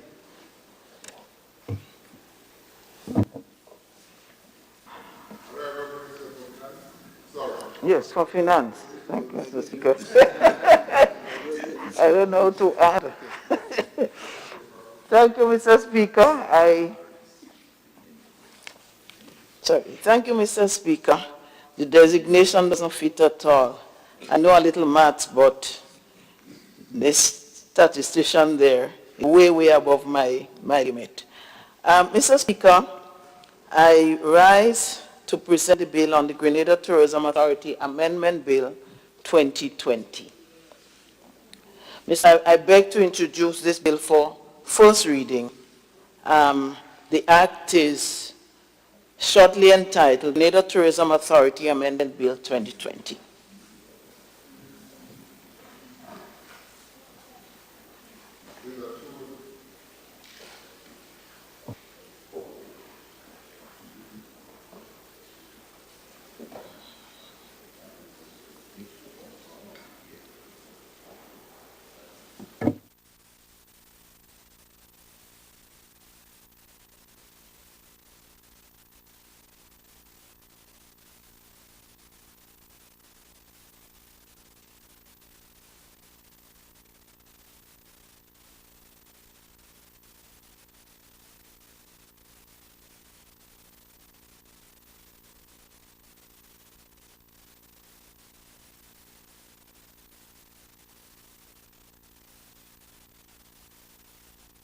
The bill we're dealing with now is the Grenada Tourism Authority Amendment Bill. First reading.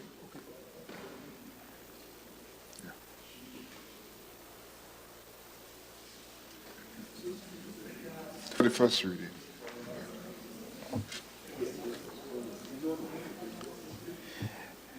A bill for an act shortly entitled Grenada Tourism Authority Amendment Bill 2020.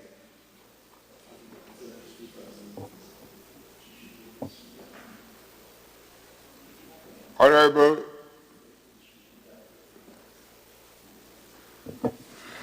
Minister of Tourism and Parliamentary at St. Mark. Thank you, Mr. Speaker. Mr. Speaker, I beg to move that the relevant standards of this House be suspended to enable the bill to be taken through all its stages at this time.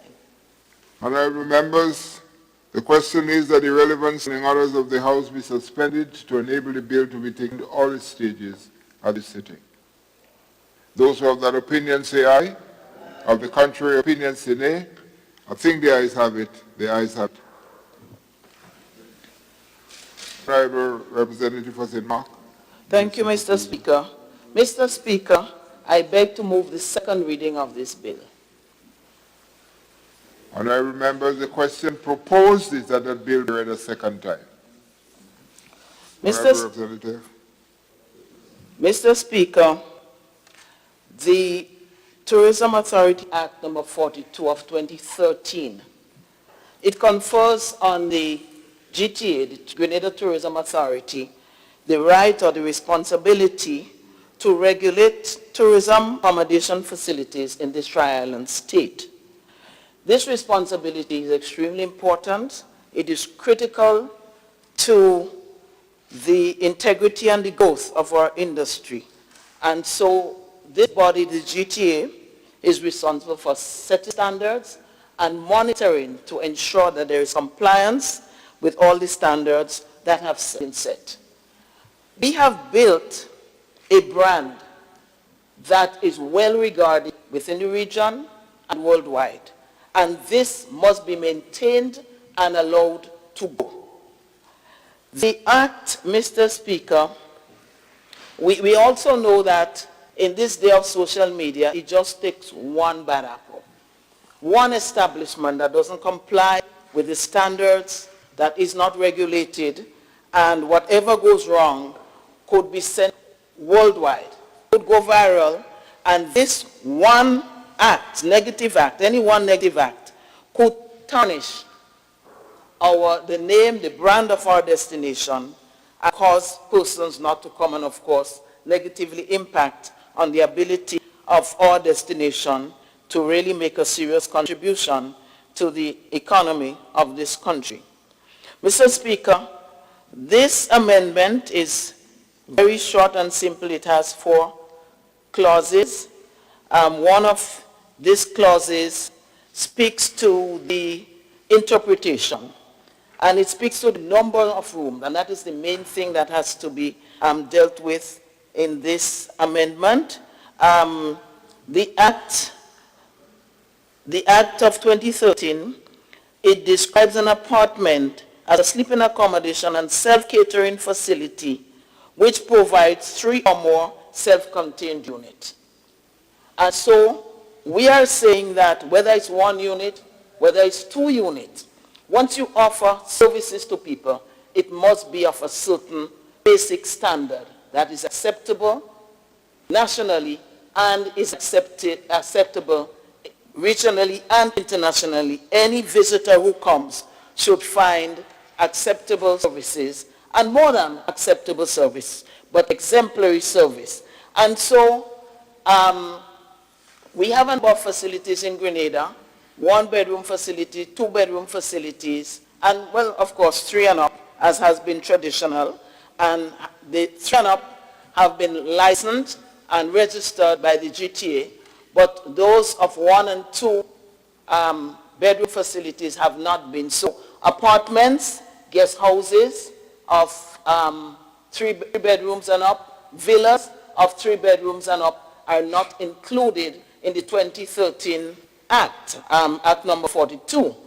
And therefore we thought that we needed to include them for 2 reasons. One, to ensure that there is uniformity of a basic standard in our country and we keep our pure Grenada brand pure.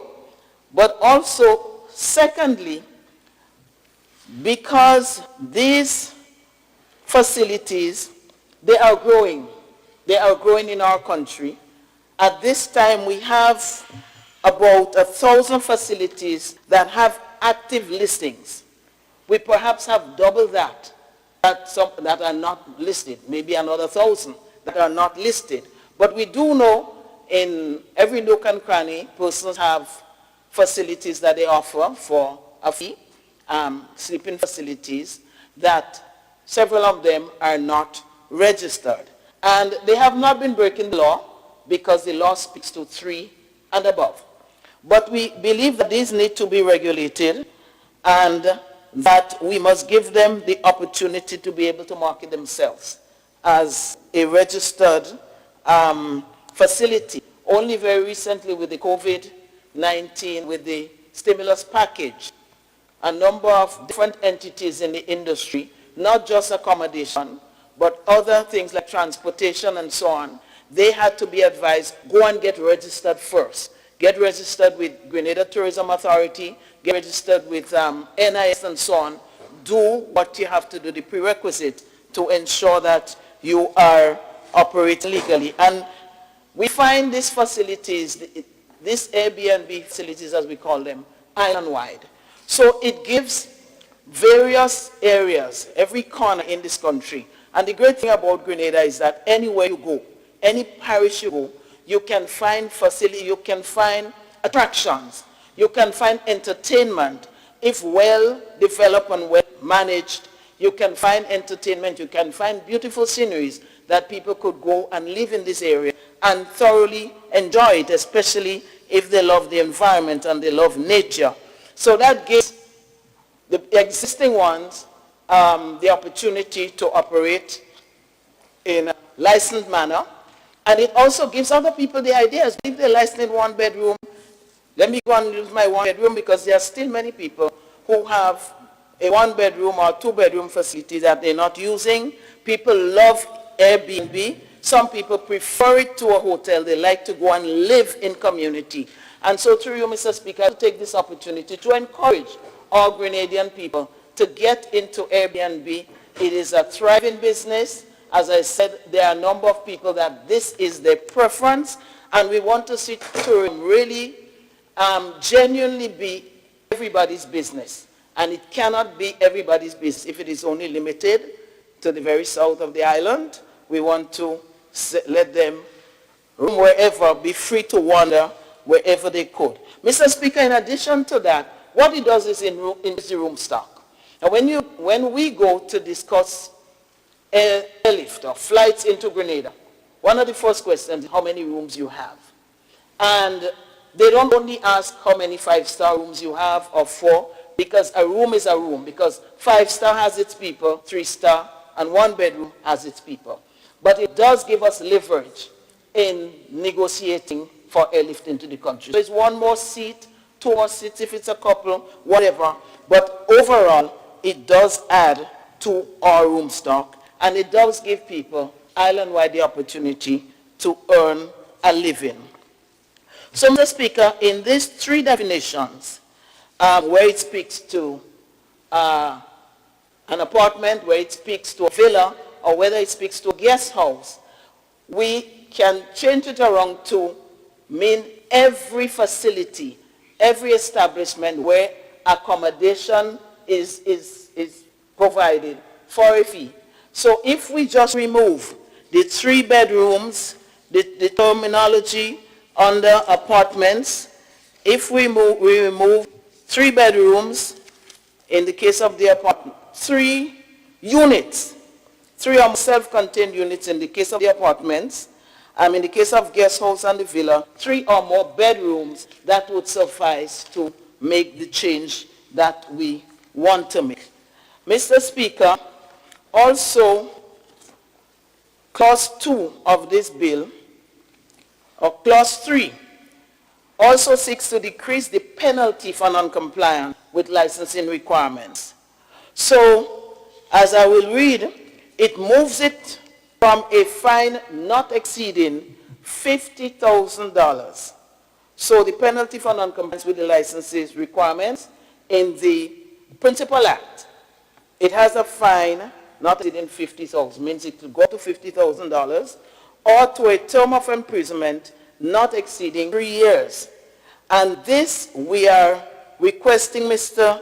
Speaker, in this amendment, that this be reduced to a lesser penalty of a fine not exceeding $1,000, from $50 to $1,000, or to a term of imprisonment not exceeding 6 months. Mr. Speaker, we also, this part, Mr. Speaker, continues where the person is convicted and fined, and where the offense continues after that person is convicted, that person is guilty of a continuing offense and is liable to a fine not exceeding $250. It was in the substantive, or in the Principal Act, it says $2,500. That is the fine for continued, how shall I say it, non-compliance with the licensing requirements. So we're moving again from $2,500 to $25 to $250 for each day during which the offense is continued.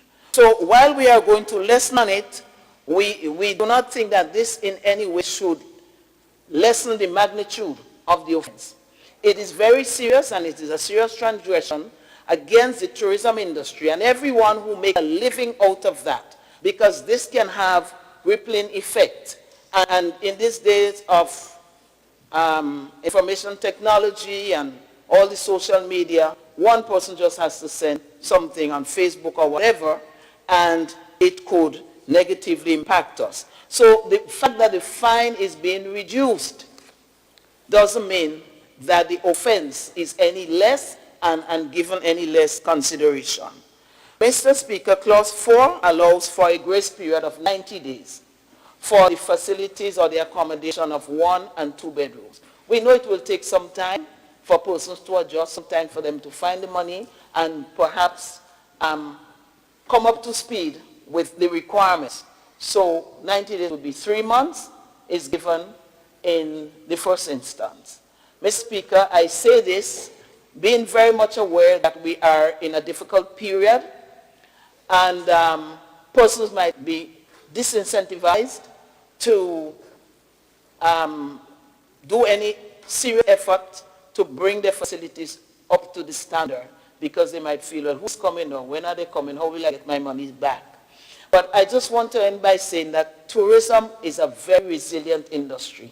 Even now, as we're speaking to the cruise lines. We're speaking to the airline. People are still booking. Not in the numbers that they have been booking, but one would think, because as my brother from St. David said, and I don't know if it's St. David's east or west, but my brother from St. David said, I don't want to go anywhere. But some people are hearing about us. This morning, we are named, this country was named in BBC radio station number 2, whatever that means, by a certain gentleman. And that is a listen to station. And otherwise, you've seen other programs on BBC and elsewhere where the Caribbean as a whole is being spoken about. The cruise ships want to come back. And we are just saying, take your time. Don't get frightened, Brother Bowen. We're saying, let us take our time with that. But the point is, if we're not ready, when people start coming back, some people will get left. So let us not be daunted by what is going on now. This industry has rebounded time after time, after Hurricane Ivan, after a number of other hurricanes that swept Windward and Leeward Islands and so on. Maria was a very serious one, but countries are rebounding. And so we will. And if people take the time off now, it will pay back. I just want to say, finally, that the government has provided a very nice soft loan. I think it's about $7 million with the Grenada Development Bank for facilities to improve themselves, to upgrade. And while there has been some uptake, I do not see enough. I think that is a great opportunity. It's 2% interest for a while, so catch it while you can. And I also think there is a moratorium, but details can be had at the Grenada Development Bank. I want to encourage everyone to ensure that your facility in line, in keeping with the Grenada band. Let us keep pure Grenada on the map. Thank you, Mr. Speaker. Thank you, Minister for Tourism. Honorable Representative for St. Patrick West. Thank you, Mr. Speaker. Mr. Speaker, I rise to give my full support to the Minister for Tourism in presenting this very important bill, amendment to the Tourism, the GTA Act. Mr. Speaker, I do agree with the Minister, or the member for St. Mark, that in an expanding industry, in an area where accommodations are increasing, whether it's hotel room stock, villas, apartments, condominiums, there is need to regularize or to standardize those facilities. And mention was made of that emerging subsector of product, B&B, breakfast and bed. This is a rapidly growing subsector. As a matter of fact, over 100, close to 200 countries now consider this to be an integral part of the tourism product. And in terms of monetary value, we're talking about over $25 billion annually generated from Airbnb. In our context, Mr. Speaker, it is an important sector as well. And many homeowners, especially in the countryside, are now getting involved because they do have spare rooms, 1 or 2 rooms that they will want to make available for guests. However, Mr. Speaker, I do have an added concern. With the onslaught of COVID-19, I think there is greater awareness as to who are the people coming into our country, where they are going, and hence the reason why regulations have been put in place to govern the operations of hotels, guest houses, so as to contain this virus. However, I cannot recall any mention being made of those one or two bedroom facilities that are primarily in private homes. So whereas it might be very easy to establish regulations for hotels or guest houses, where you have private homes being used for public purposes, one room in my private house, I am wondering how effective or how significant will be those regulations. If you want to standardize, can you standardize this? Can you say that the same regulation that you apply for hotel rooms, you could apply for those A, B, and B facilities as well in my private home? That would be one of my concerns, because you have an mingling of guests with private residents in the same house. So in terms of regulations, not only in terms of standardizing what the member said, but in terms of the COVID regulations, now that we are in this new norm, how can that be done? I would like further explanation how effective those regulations could apply to those facilities.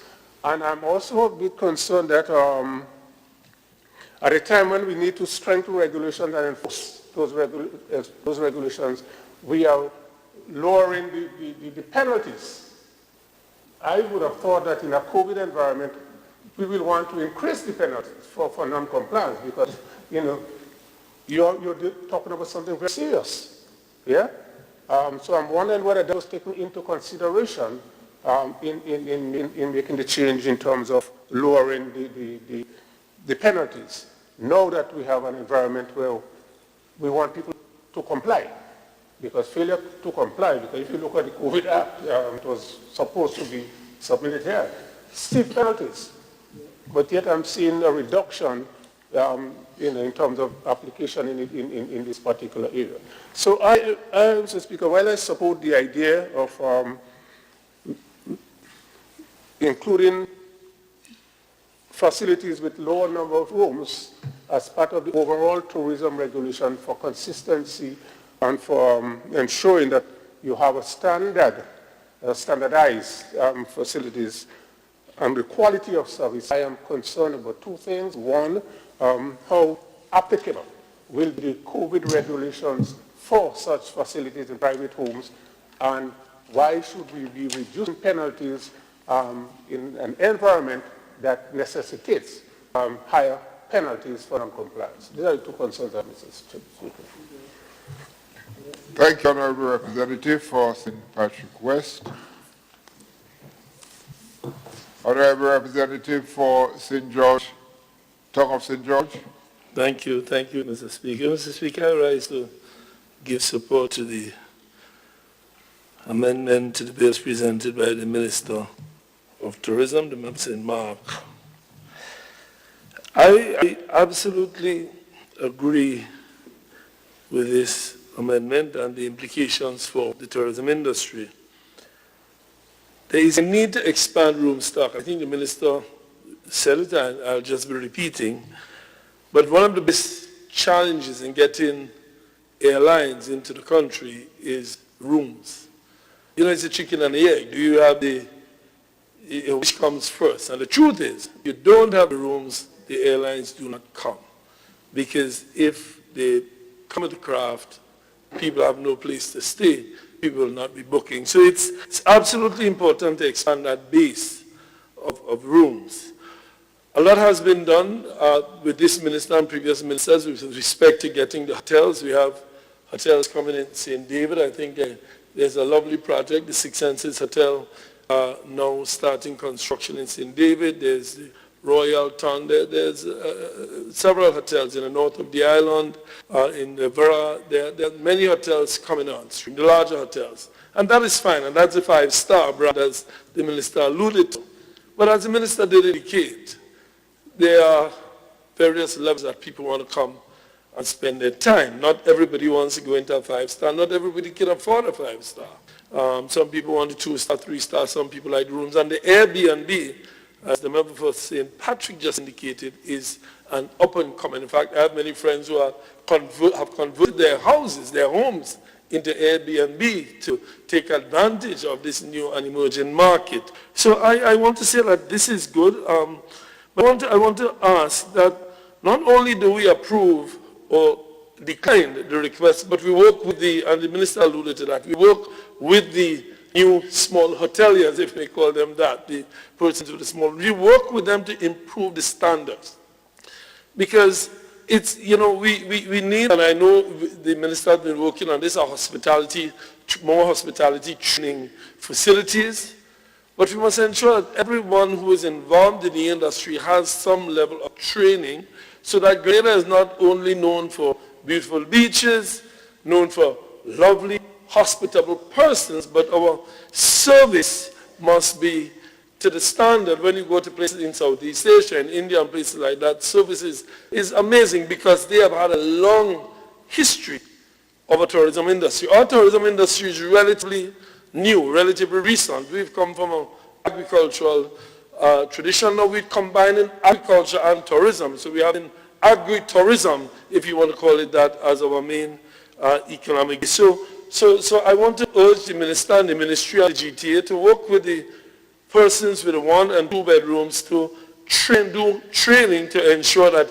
everyone, not only the guys in the 4- and 5-star hotels, are well trained, but the persons in the smaller units are just as well trained to take care of the persons who are, not that Airbnb requires much, but whatever they require, that the requirements are met with a certain standard. So I want to urge that, and I want to urge us to move quickly to get more hospitality training. So I want to support it. I understand the reason for the fine reduction, because now you're addressing very small very small units, and you have to adjust it to suit that. So I know the minister will address that issue. But I just want to stand in to give full support to the move by the GTA, the move by the minister, and the move by the Minister of Tourism to ensure that rooms are provided and that Grenada's tourism industry expands and achieves the potential it is capable of achieving. With that, I beg to support the amendment as presented. Thank you, Mr. Speaker.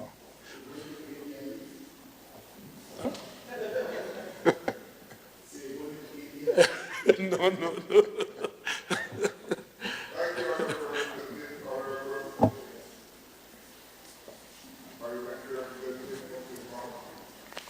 Thank you, Mr. Speaker. Mr. Speaker, it seems that my 2 brothers did some serious research on it.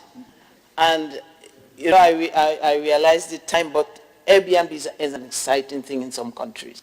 I mean, they set a whole thing around it. They order babysitters. So if it's a family, so the owner of the facility, 2 bedroom, 1 bedroom, 3 room, you have 1 or 2 people who are babysitters that you train or get them trained. And so if the parents want to go out, they know that the children are in safe hands. If the parents don't want to go out and they want to go to Fish Friday, they have a taxi, like a family taxi man. He takes the children to Fish Friday, he takes them back. And so there's a kind of security that people find. I mean, Barbados has done it par excellence. Jamaica and a few other countries. And Grenada is growing, as they said, and I take the points that my colleagues would have mentioned. I think we have to go to the drawing board a little bit in terms of the training that we have to and the support. And while we have decreased the fine tremendously, we hope that the advice on the training and support that is given will compensate for any kind of misunderstanding that is a small fine, so it's not important. And let us leave it as a fine that will never have to be paid, I hope, and we don't want to be draconian either.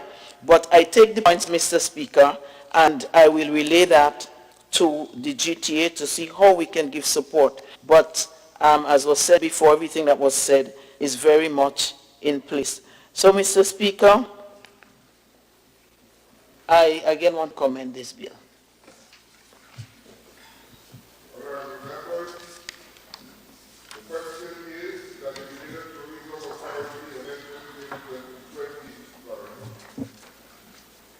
The question is that the Grenada Tourism Authority Amendment Bill 2020 be read a second time. Those who are of that opinion say aye. Of the contrary opinion say nay. I think the ayes have it. The ayes have it. A bill for an act shall be entitled the Grenada Tourism Authority Amendment Bill 2020. Honourable Representative for St. Mark, Minister for Tourism. Mr. Speaker, I beg that the House resolves itself into a committee of the whole House to consider the bill clause by clause. Honourable members, the question is that this Honourable House resolve itself into a committee of the whole House to consider the bill clause by clause. Those who are of that opinion say aye. Aye. Of the contrary opinion say nay. I think the ayes have it. The ayes have it.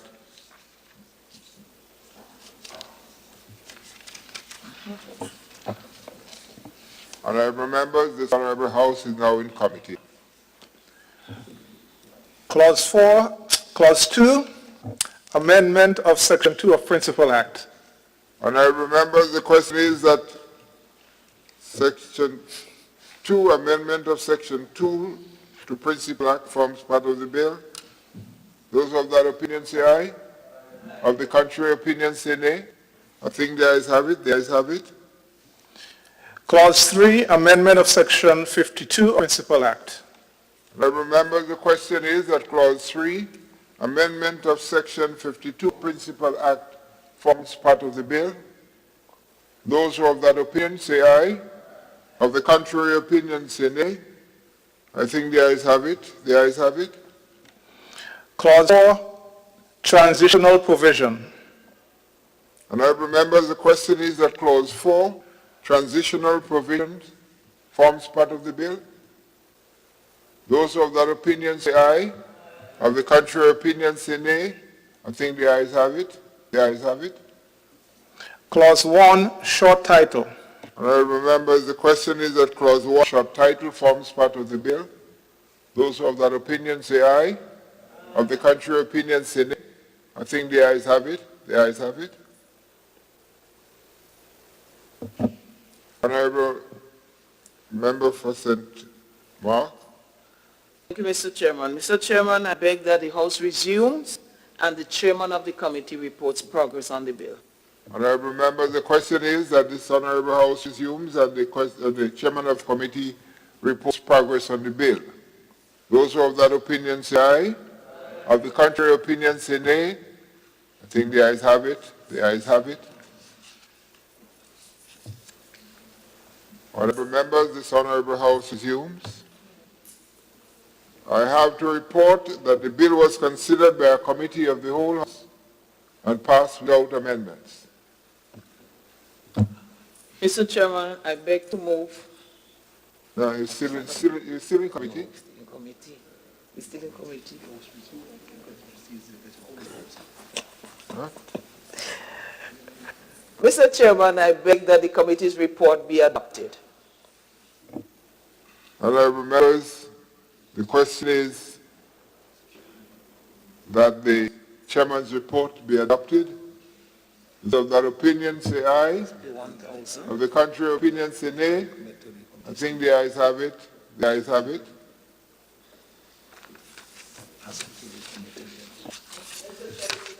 If you'll please permit me one moment. Which one is it? One you give me. Do we have?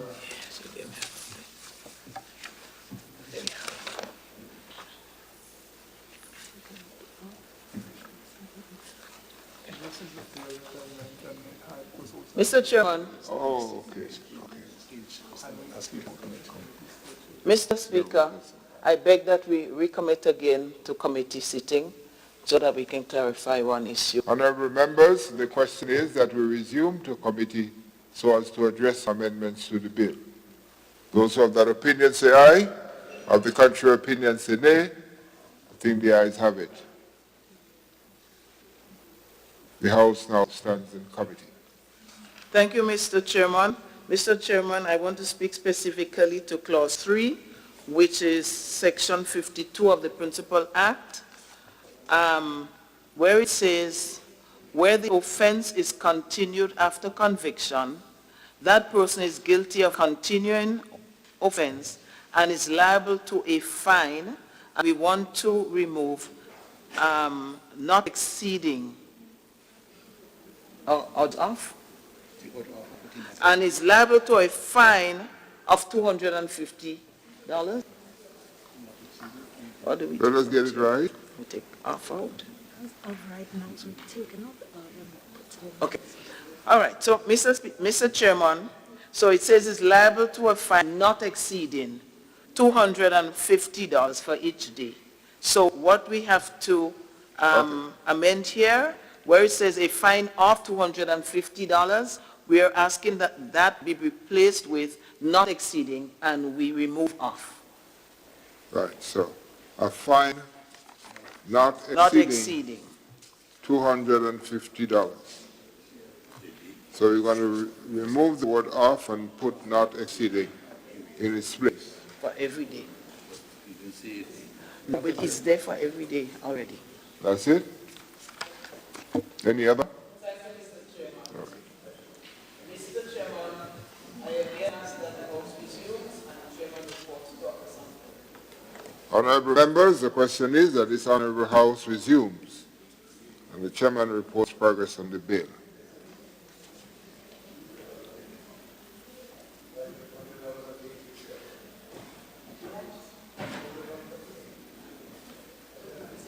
Honorable members, this House is now resumed. Honorable Representative for St. Mark. Thank you, Mr. Speaker. Mr. Speaker, I beg to move the third reading of the bill. Well, we have to go back to it. You have to report. I have to report it back. I have to report it back.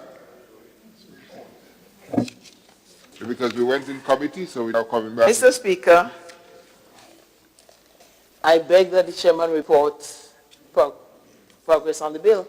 Right. Let me first tell the House that we were in committee and we have resumed. I have to report that the bill was considered by a committee of the whole House and passed with one amendment. Mr. Speaker, I beg that the Chairman's report be adopted. Honorable members, the question is that the Chairman's report be adopted. Those who have that opinion say aye. The contrary opinion say nay. I think the ayes have it. The ayes have it. Honorable member for St. Mark. Thank you, Mr. Speaker. Mr. Speaker, I now move that the third reading of the bill be had. Honorable members, the question proposes that the bill be read a third time. Honorable member, the question is that the bill be read a third time and passed. Those who have that opinion say aye. Of the contrary opinion say nay. I think the ayes have it. The ayes have it. A bill for an act shortly entitled the Grenada Tourism Authority Amendment Bill 2020.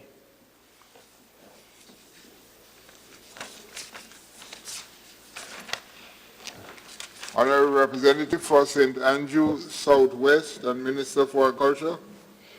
Mr. Speaker, I beg to introduce for first reading a bill for an act shortly entitled the Pretty Alasni Amendment Act 2020.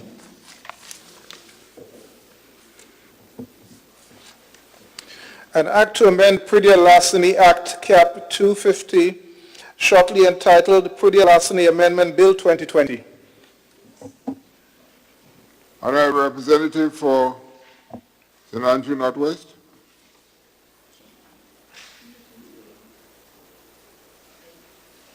Oh, my apologies. Honorable Representative for Carriacou and Demartinique. Mr. Speaker, I beg to move for leave to introduce for the first reading a bill for an act shortly entitled the Supreme Court Fees Bill 2020.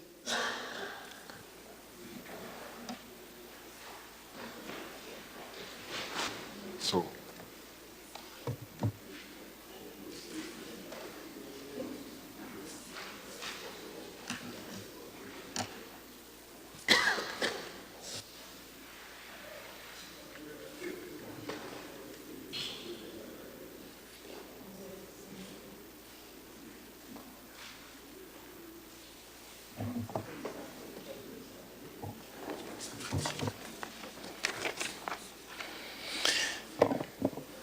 An act to make provision for the methods of payment of court fees and percentages and for the repeal of the Supreme Court Fees Act Cap 315, shortly entitled Supreme Court Fees Bill 2020. Leader of Government Business. Thank you, Mr. Speaker. Mr. Speaker, I beg to move the adjournment of this House sine die.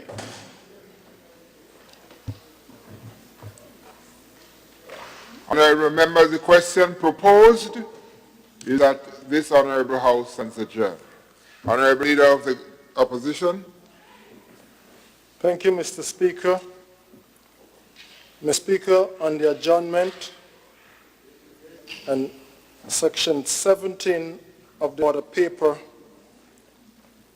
I stand to move the motion that is in my name, and it reads thus: whereas Section 29(1) of the Grenada Constitutions make accommodation for representation through constituency election for members of Parliament, whereas members of Parliament may not be part of the executive branch of government, whereas in the performance of his or her duties as a parliamentary representative, each member of the House of Representatives is entitled to an office within his or her constituency and to organize the activity of that office as he or she sees fit in accordance with approved parliamentary policy.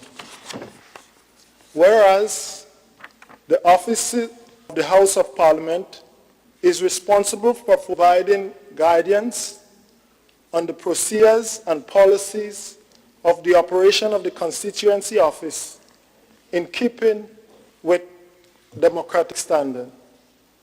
And whereas the Clerk of Parliament, as the accounting officer for the Parliament, is responsible for ensuring financial accountability for funds expended for the operations of all constituency offices in accordance with democratic standard. Now therefore, be it resolved that the Houses of Parliament hereby authorize the immediate restoration of the financial administration and oversight of the constituency offices to the Houses of Parliament. Mr. Speaker, I stand here today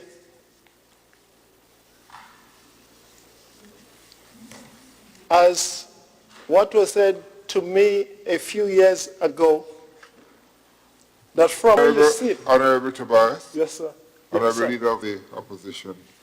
Having read the motion, I must now present the motion. Honorable members, the question is of a motion in the name of the Leader of the Opposition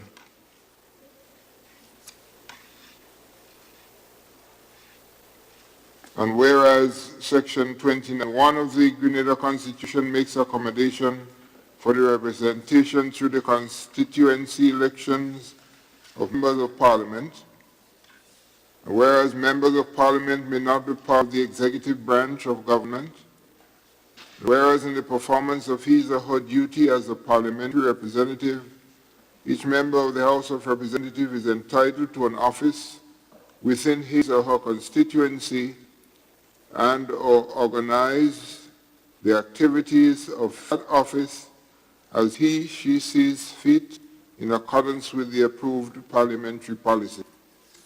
And whereas the office of the House of Parliament is responsible for providing guidance on the procedure and policies for the operation of the constituency office in keeping with the democratic standards, whereas the Clerk of the House of Parliament as the accounting officer for Parliament is responsible for ensuring financial accountability for funds expended for the operation of all constituency office in accordance with the democratic standards. Be it now therefore be resolved that the House of Representatives hereby authorize the immediate restoration of the financial administration and oversight of the constituency office to the Houses of Parliament.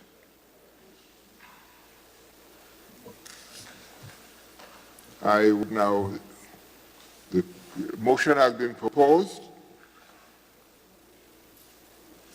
We would have, this motion as proposed by the Leader of the Opposition. Thank you, Mr. Speaker. Mr. Speaker, on second thought, Leader of Government Business, just a while, please. Mr. Speaker, the motion needs a second. You're ruling on that, Mr. Yes, Speaker? the motion needs to be seconded.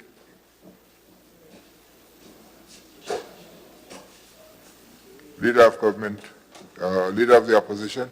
is it going to be seconded after or now? The motion? You can go and present and then we second afterwards. Yeah. Or we should second it before Speaker, the debate on it. Before We'll you have put the the second question, it motion should be before the seconded. debate on it. Leader of Government Business? Yeah. It must be seconded before debate on the motion. Honorable members, a motion has been moved by the representative for St. George Northeast, Mr. Speaker, can Leader you of the Opposition. point out which part of the standing orders that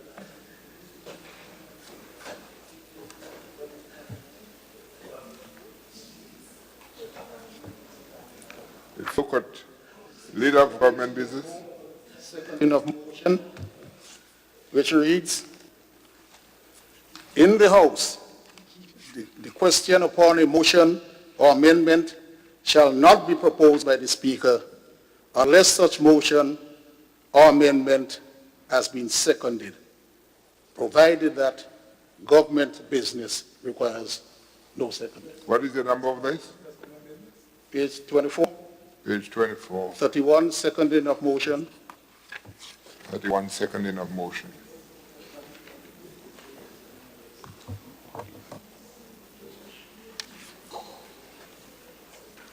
Do we have a seconder to the motion?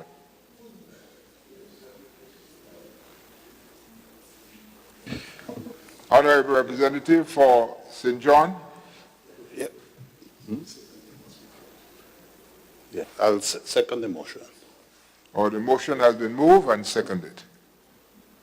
Honorable Leader of the Opposition? Thank you, Mr. Speaker.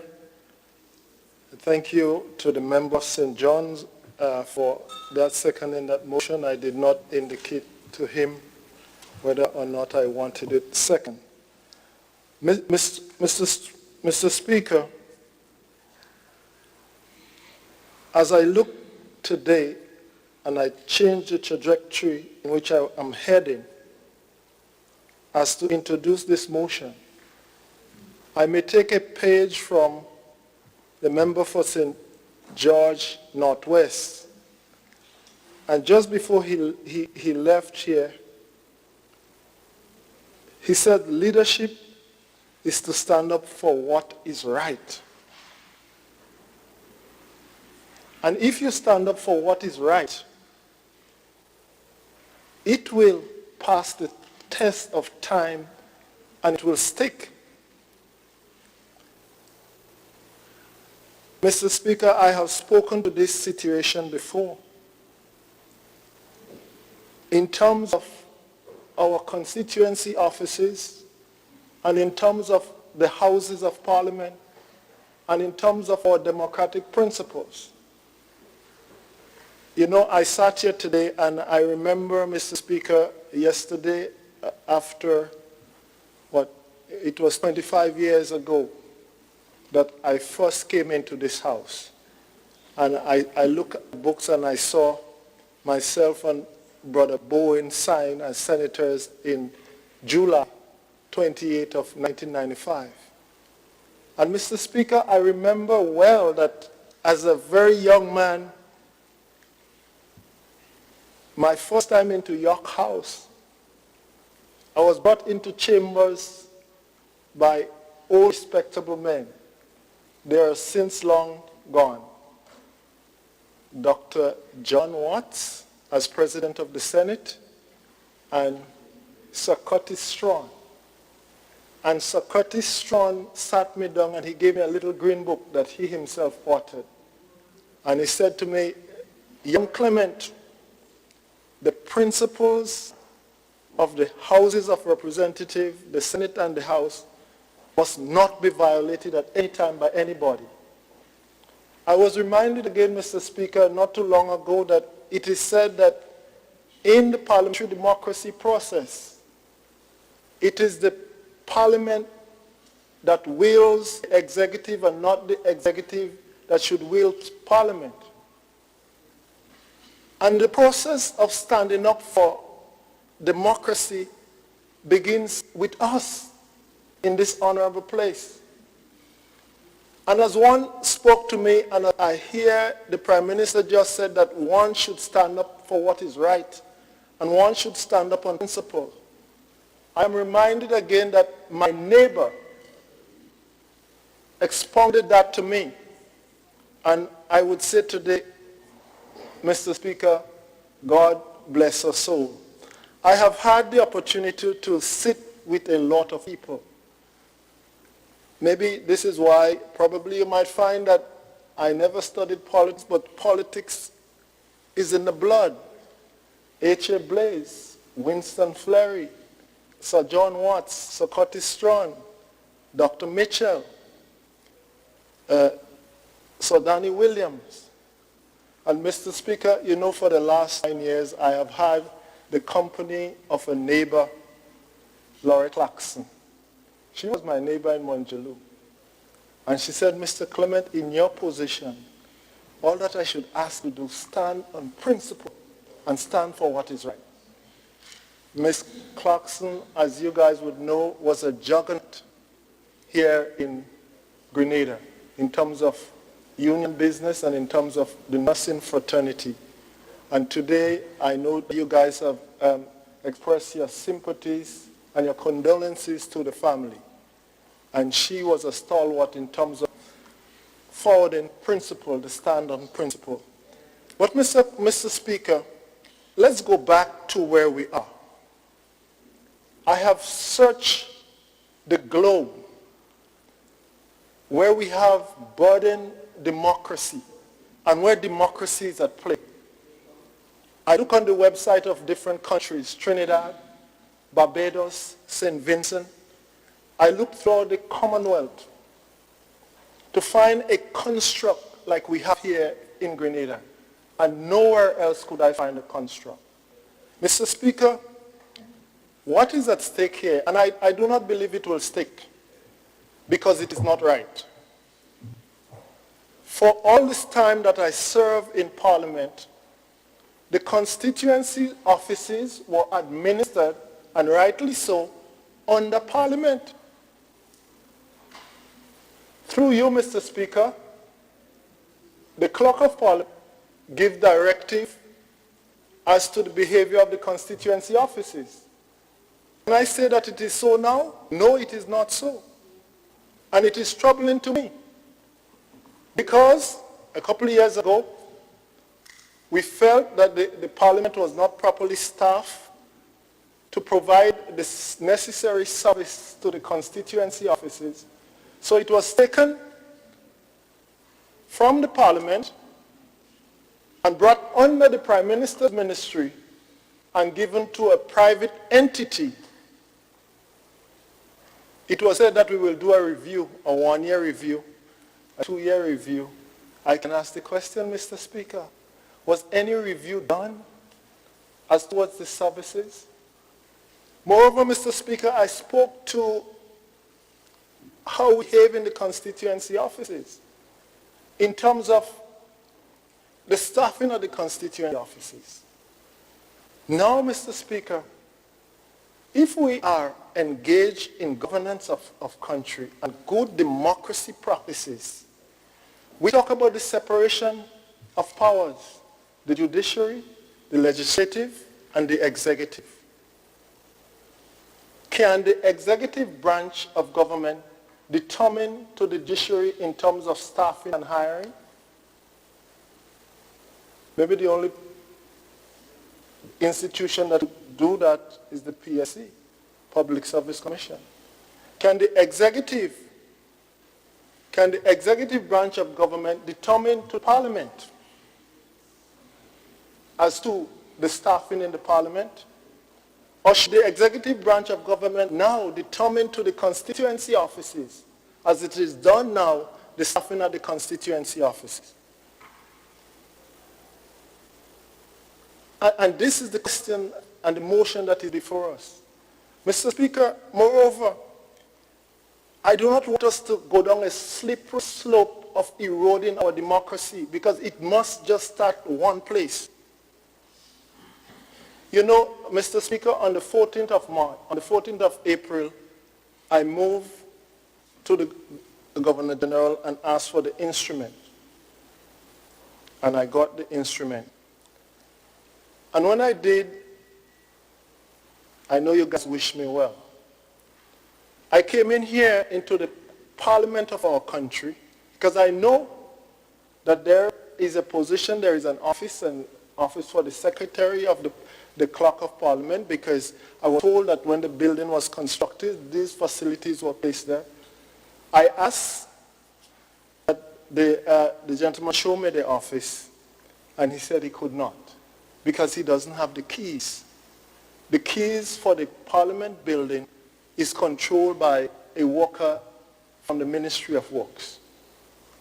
So I can't get into any of the offices. You know, up to this point, today, Mr. Speaker, I do not have a key if I want to come into the Parliament building. I have to check the security to let me in. Mr. Speaker, there is a reason why I asked the question that I be shown the floor plan of the office space provided, because I was called that there is such an office here, but it was not given to me as leader of Her Majesty's opposition. I wonder who has that office today. Mr. Speaker, moreover, I asked, well, you know, when things like that happen, you begin to wonder. I asked about the security personnel here at the Parliament building. Do they have access? Yes. You know, something happened. I went into one of the offices and I smelled smoke. And I said, why is this office smell like smoke? And they said they have the suspicion that maybe at night people open the office and sit and smoke in the office. I said, okay. I was shown an office by you, Mr. Speaker. I hired the secretary, Miss Joseph, well-qualified young lady. As a matter of fact, this is not the first time she worked in the leader of the opposition's office.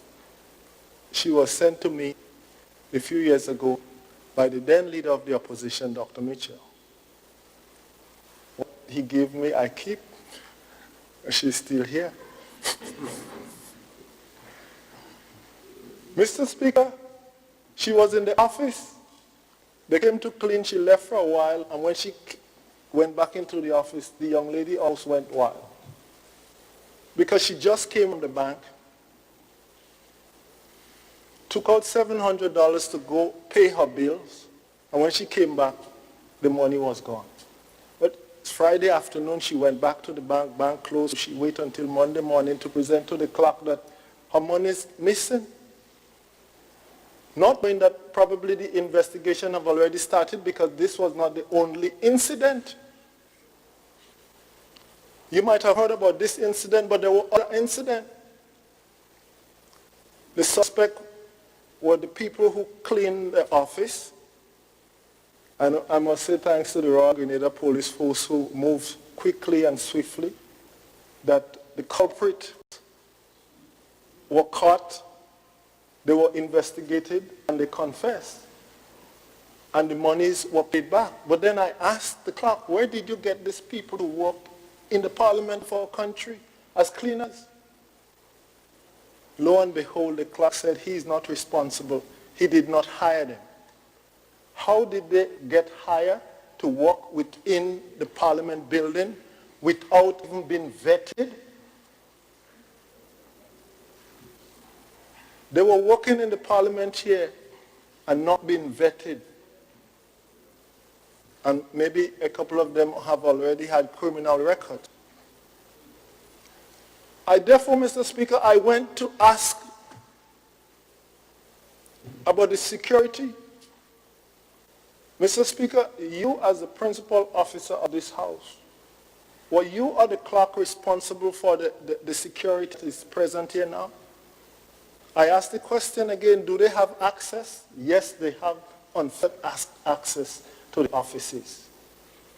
Who vet these people in this honorable House? You know, Mr. Speaker, I went to Antigua, I went to Canada, I went to Trinidad, I went everywhere.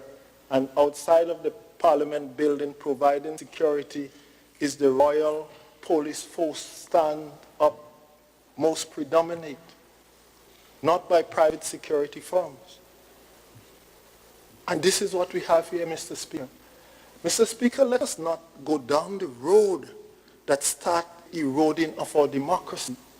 It was Winston Churchill who wrote that he said that our democracy is not perfect, but is the best form of government we have now. And anytime we start that slippery slope, we're going into something else. I would not want to say we're going into a dictatorship, but if that word was used, I was never the first one to use it. We have to take a hold and bring back our democracy where it's supposed to be.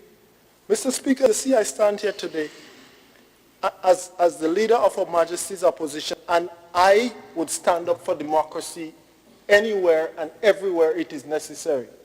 And today the debate that we are having in this House, where the COVID bill has been withdrawn, the Standing Order says that the Standing Order says that in order for the Parliament to happen, bills and motions, 7 days notice must be given in advance. Myself sitting here for the last 2 years, and Brother Bosney from St. Patrick's West can tell you that there were times when the bills were sent the night before and we have to look at it the night, or not even look at it at all and sit the next day. But today, Mr. Speaker, if respect must be given to the leader of Her Majesty's opposition, bills, motions, whatever it is, must be sent on time. And at least the 7 days notice must be given.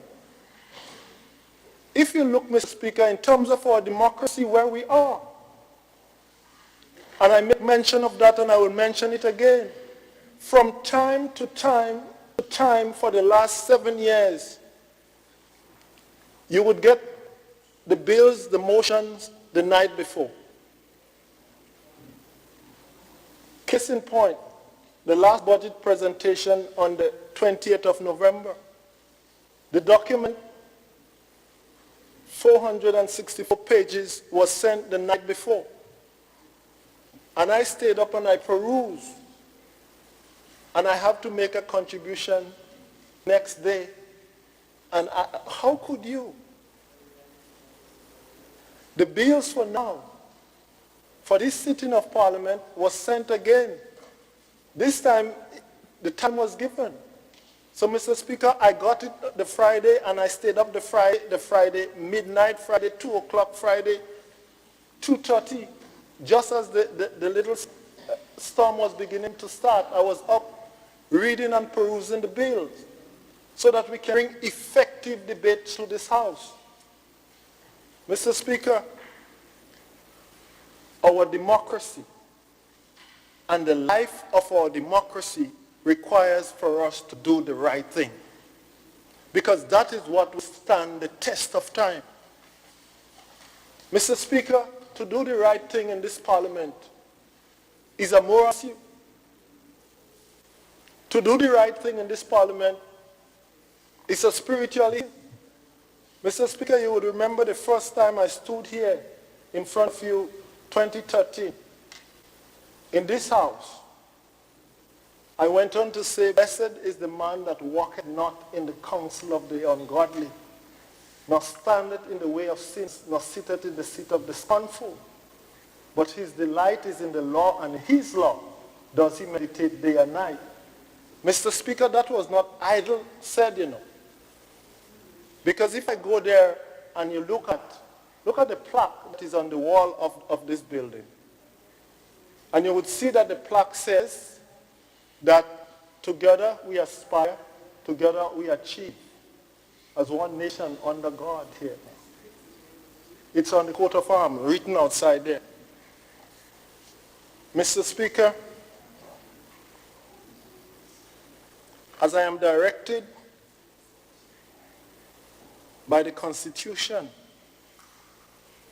and by the standing orders, Sir Cotstrand tells me that these are the principal books that I have to hold in this Parliament, and I will hold them dear.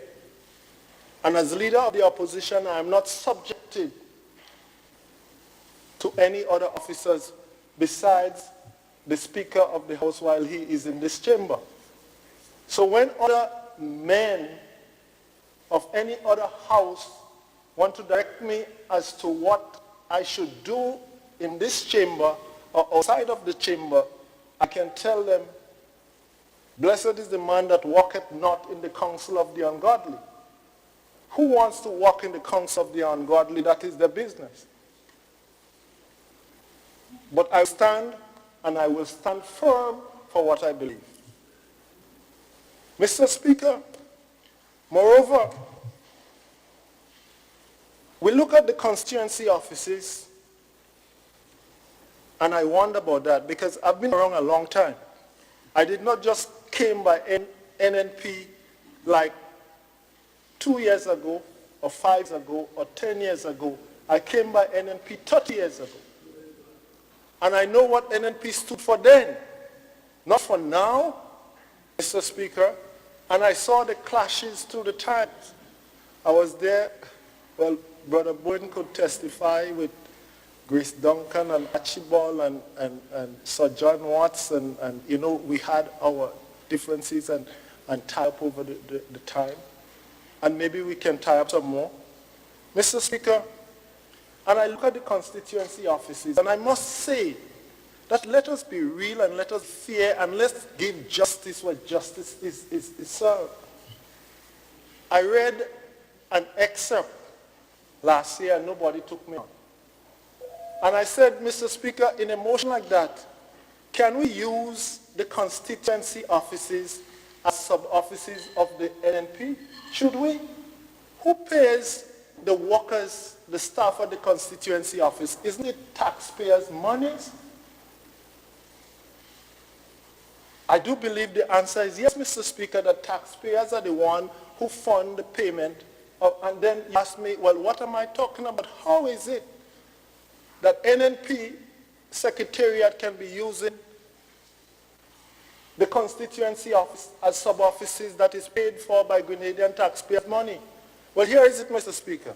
If you do allow me, this is a letter from the NNP Secretariat. I read it before, so it can be read again. Dear to all office managers, and to me this is outrageous, just so outrageous. Dear office managers, in an effort to create a database entry organization team for the party through the constituency, we are asking each constituency to provide the names and contact and information of 2 people that fit the following guidelines. I don't have to go on anymore. The first line speaks for itself. Mr. Speaker, let us get away from using taxpayers' monies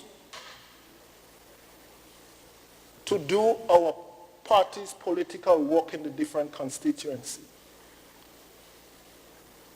Let us get away from having the constituency offices under private entity and private funds. I ask any of my colleagues sitting here today, do you know what kind of disbursement is given? I would like to know. What is the size of the contract that is given and how it is disbursed? Isn't it, Mr. Speaker, if we have to have a fair game, isn't all constituency offices equal? Shouldn't the money spent on every office the same? Is it that way now? Mr. Speaker, Probably there is something going on here. Maybe I burn up the AC. I'm getting awfully hot, Mr. Speaker. Yeah, something is happening with the... Something is happening, but that's okay. We're accustomed with heat, so I will deal with the heat, but the AC is off. Mr. Speaker, and these are important points to be raised, and these points cannot be contested because it's there. Mr. Speaker, I ask you, I ask any member here to search the globe, search Commonwealth, search the OECS, search the Caribbean, where democracy is practiced, and tell me if you ever see this construct here with the constituency office in any other jurisdiction. It would not happen. It will not happen. You know, I did a workshop in terms of parliamentary democracy with the clerk of the Parliament of Trinidad and Tobago. Mr. Speaker, she was almost aghast as to notice how did this ever occur in Grenada. After all, what is it that we are succumbing to? Really? Really? In this day and age, where anybody now could go on any website and read the standing orders and the laws that govern all constituency offices in any or the other jurisdiction, and we stood by that. Sometimes, Mr. Speaker, I believe, and I truly believe, the power of the MP starts in the constituency and the constituency offices. And when that is taken away from you, then everything else is taken away from you. Mr. Speaker, is that the time? Oh, extra has given time. already. Thank you, Mr. Speaker. Extra has been given already. Extra has been given already. Thank you. Mr. Speaker, therefore, I would make an urgent plea for this motion, where it says here, as I wrap up, now therefore be it resolved that the House of Representatives hereby authorize the immediate restoration of the financial administration and oversight of the constituency office of the Houses of Parliament.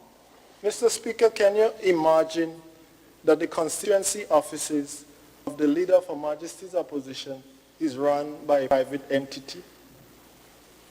Only in Grenada. Thank you, Mr. Speaker. Thank you, Honorable Leader of the Opposition.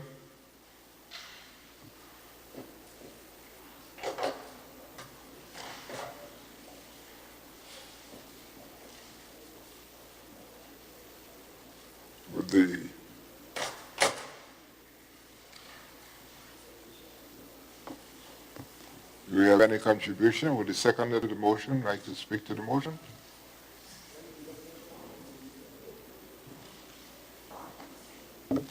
Yeah. Mr. Honorable Representative for St. John. Yeah, I'm not too familiar with the details of the member of St. George's Northeast. I know, however, with the constituency offices, it was I think it was the former clerk of Parliament that wanted it moved out from Parliament because they were having difficulty with its management. That's as far as I know. But I am not too familiar with the other points raised. I send it because I don't want, it would be embarrassing to have the opposition leader not have anybody to second his motion. So I entertain the debate because I think this is what this House is about. Thank you, Mr. Speaker. Thank you, Honorable Representative for St. John. Honorable Representative for St. Mark. Thank you, Chair. I think my memory serves me similarly to what the member for St. John said about the burden that was placed on this honorable House and the clerk and the staff of this House, and so requested that it be moved. But I just want to say in defense of the constituency office at St. Mark, that office is not an NNP office.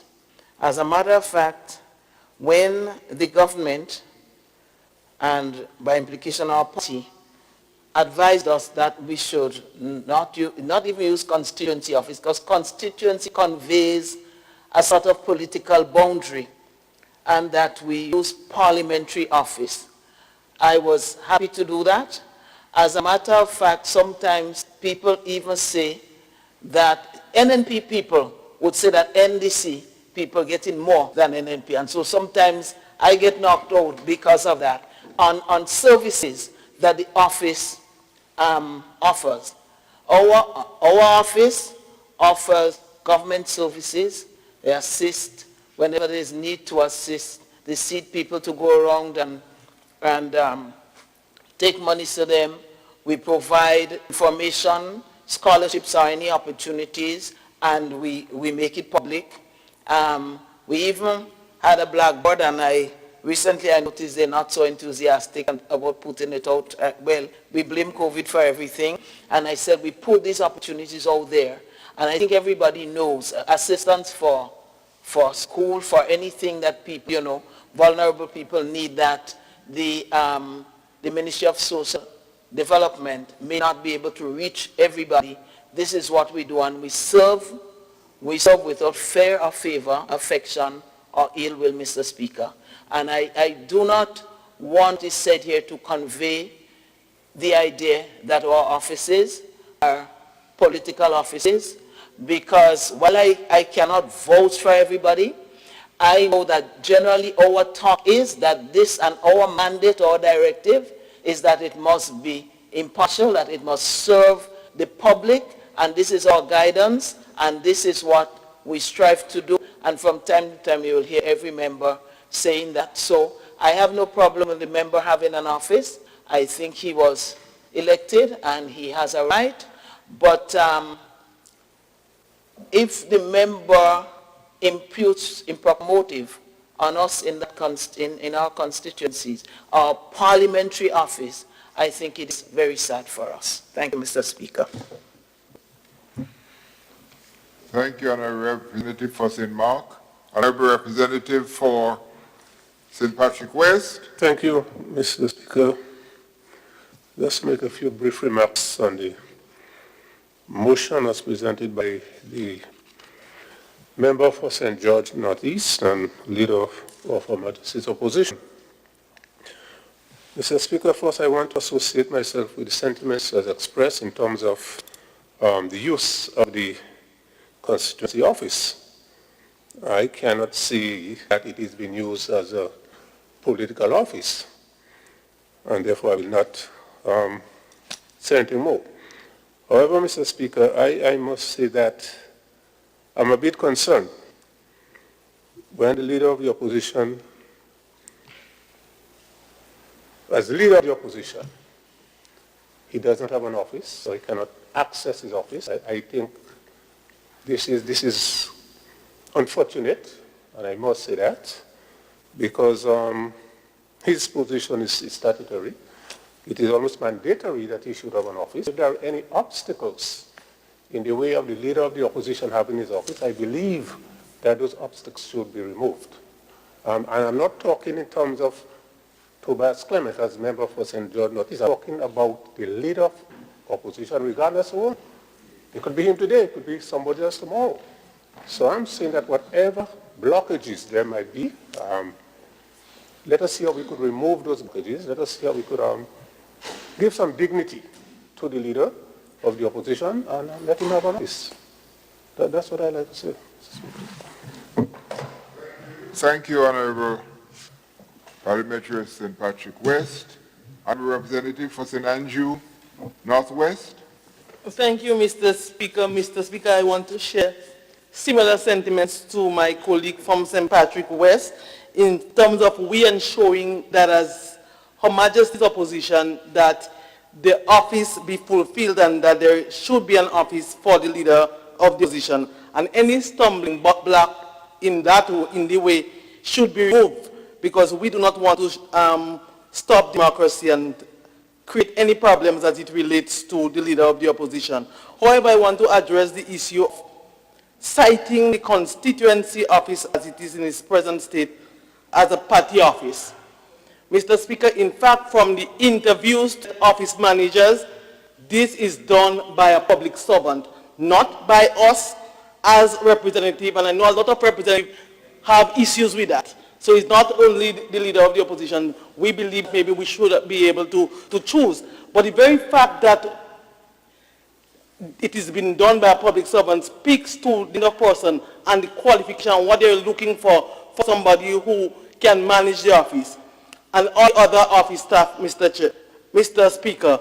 So, Mr. Speaker, I disagree that it is used as, from where I speak, St. Andrews Northwest, my constituency office can be accessed or is accessed by everyone despite of political affiliation. People are free to come in and they are coming in to such services from me as their representative despite of any political affiliation. So I don't want it or want the public to believe that this is an NNP office. In fact, I believe that before people were saying that. However, with the whole change in dynamics and where the public servants are also involved, we are getting better services as it relates to housing. The seat officers, they are also accessing the office. We have youth personnel who working along with young people within our constituency. And therefore, Mr. Speaker, but I'm also very happy, Mr. Speaker, that this issue is now present on the table. Because, you know, sometimes even after we speak over and over as it relates to constituency payment to us as representatives, you're still hearing that as ministers or as parliamentary representatives, we are receiving $10,000 a month. Excuse. So I'm happy that the opposition leader can raise here to say that we as representatives do not collect one black cent, but every cent to pay the workers is done by a private provider, and that speaks volume, and that should be recorded, and that should be known to the entire public of Grenada, Carriacou, and PD Martinique, because you always read, where is the $10,000 that you get per month? In fact, my constituency, somebody add a whole year and say almost $500,000 I receive for the year, and they want to know what I'm doing with it. So, Mr. Speaker, I'm happy that we are here discussing that so that people would know the truth. Thank you. Thank you, Honorable Representative. Okay. Honorable Leader of Government Business. Thank you, Mr. Speaker. Mr. Speaker, well, I cannot say that I'm surprised at the motion. And having been apprised of certain incidents that happened on this compound, Mr. Speaker, while I think all of us hold the same sentiments that, of course, the leader of the opposition should be provided with his official office. And while I don't want to go into the details, I think the leader of the opposition should do so himself. The speakers before me indicated the reason for moving from the parliament into an office, and why perhaps it was not totally done by the executive office, but was given to a provider through a bidding process, Mr. Speaker. That's how that provider won the bid for providing the services, Mr. Speaker. And I could remember, and the leader of the opposition could say so himself, when parliamentary representative offices were being disconnected, the phones were disconnected, the landlord was moving people out, and then we ask, what is the reason, what can be done? Nearly all the representatives came together and said, no, we cannot continue as is. And that is what pushed us away from the parliament. The clerk made it abundantly clear that he and his staff were not equipped to do this work. And they had many other things to do that demanded their time. And this was a lot more that they never contemplated before. Was never part of the remit. And so we agreed mutually to move into this new construct, Mr. Speaker. The member, St. George Northeast, and leader of the opposition, could tell us if he was having the same problems.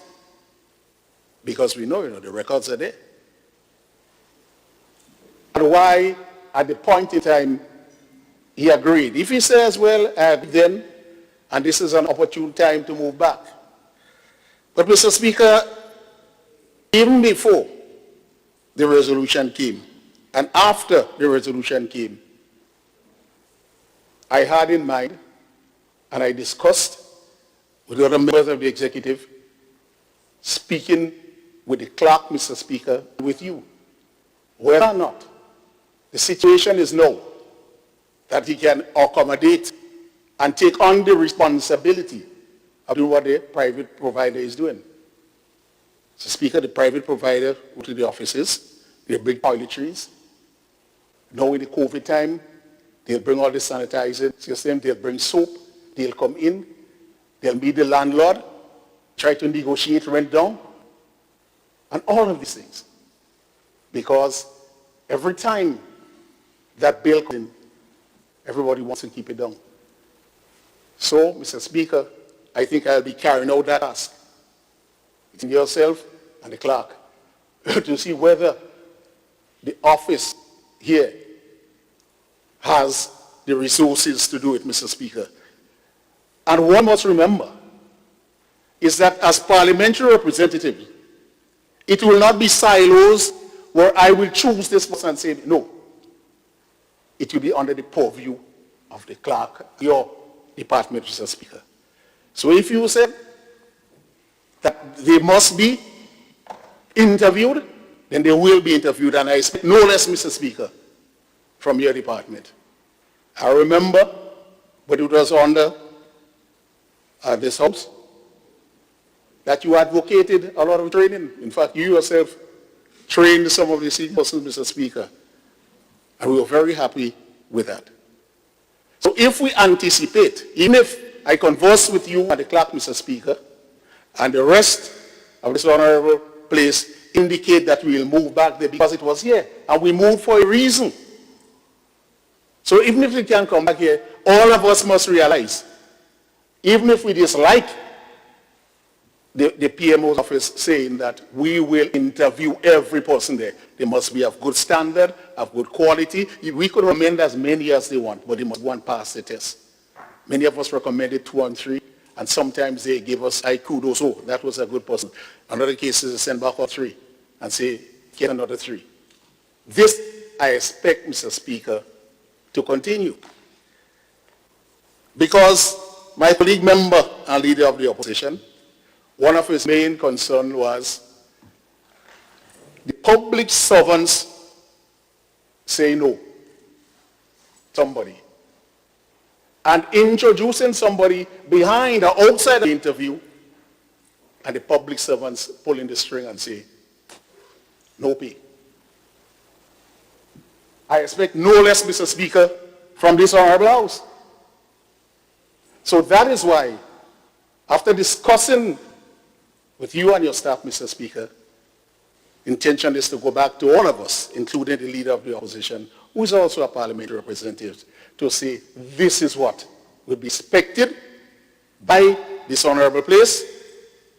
And so we not get the concept that all of us will be introducing whomsoever we wish and whatsoever we wish within our constituency office, Mr. Speaker. And to talk about sums and things, it's audited, Mr. Speaker. And the Ministry of Finance looks at what is given. That is why when we're cutting, we're trying to cut everywhere. And that is why the provider is trying to put the rules in place, or you use electricity and so forth. Mr. Speaker, with respect to using the offices as a party office, this is a sentiment that prevailed maybe way back from 2010. Remember, we started in a place where we had no parliamentary offices. We started where the party paid for its office. And as we move into parliamentary offices, then people may continue to be on the senior representative to figure it's a party office.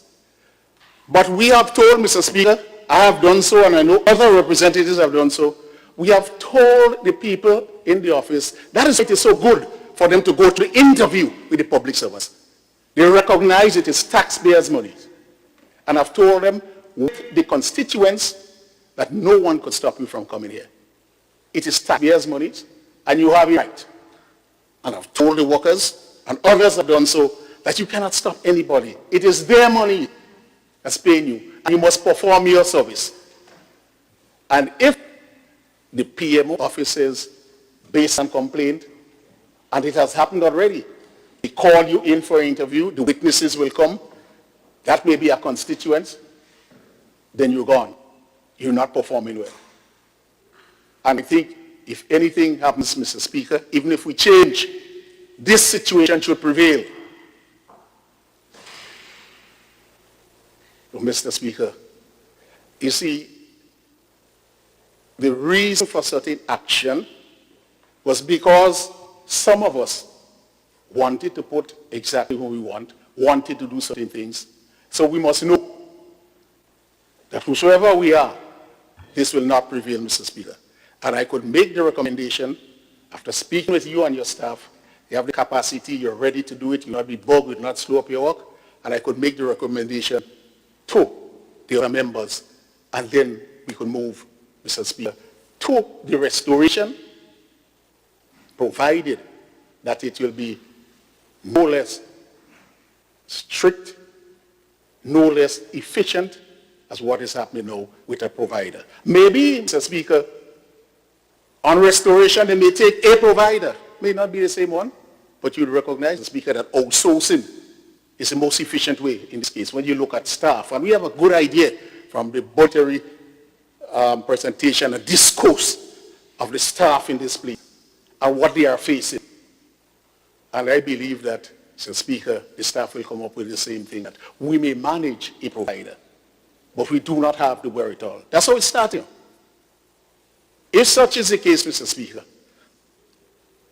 then we'll continue.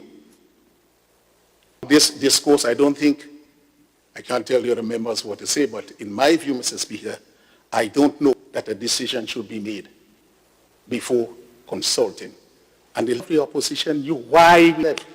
So I think consultation should have gone on either through himself and his office with you, and then with the rest of us to say, well, I think that the staff is ready, Mr. Speaker. I look too at the motion, Mr. Speaker, and there are certain inaccuracies, in the motion that I won't want to dwell too much on.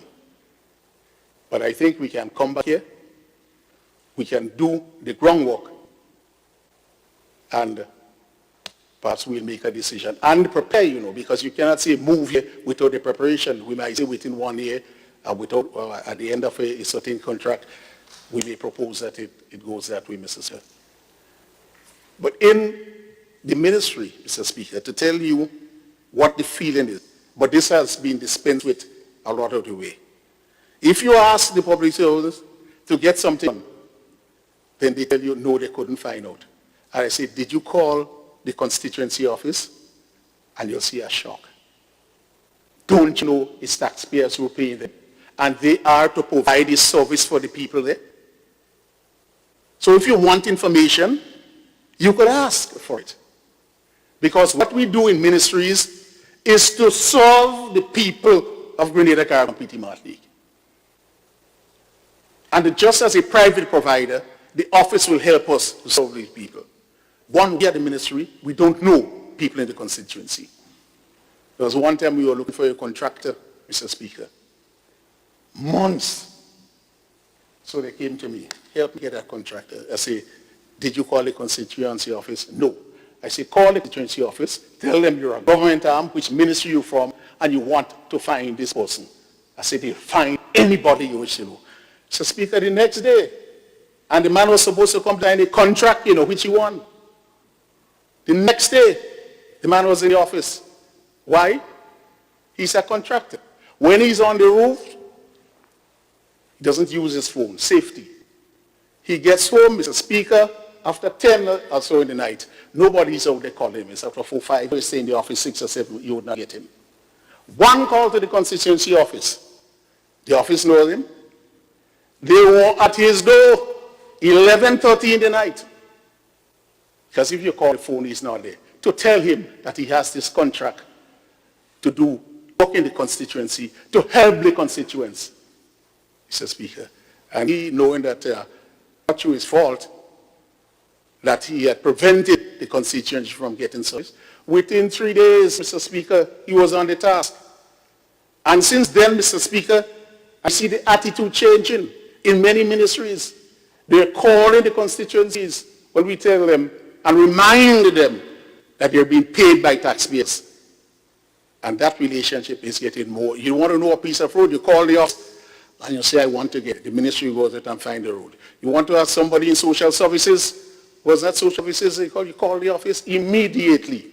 They will bring the social worker into the place, into the roads and into the homes, Mr. Speaker.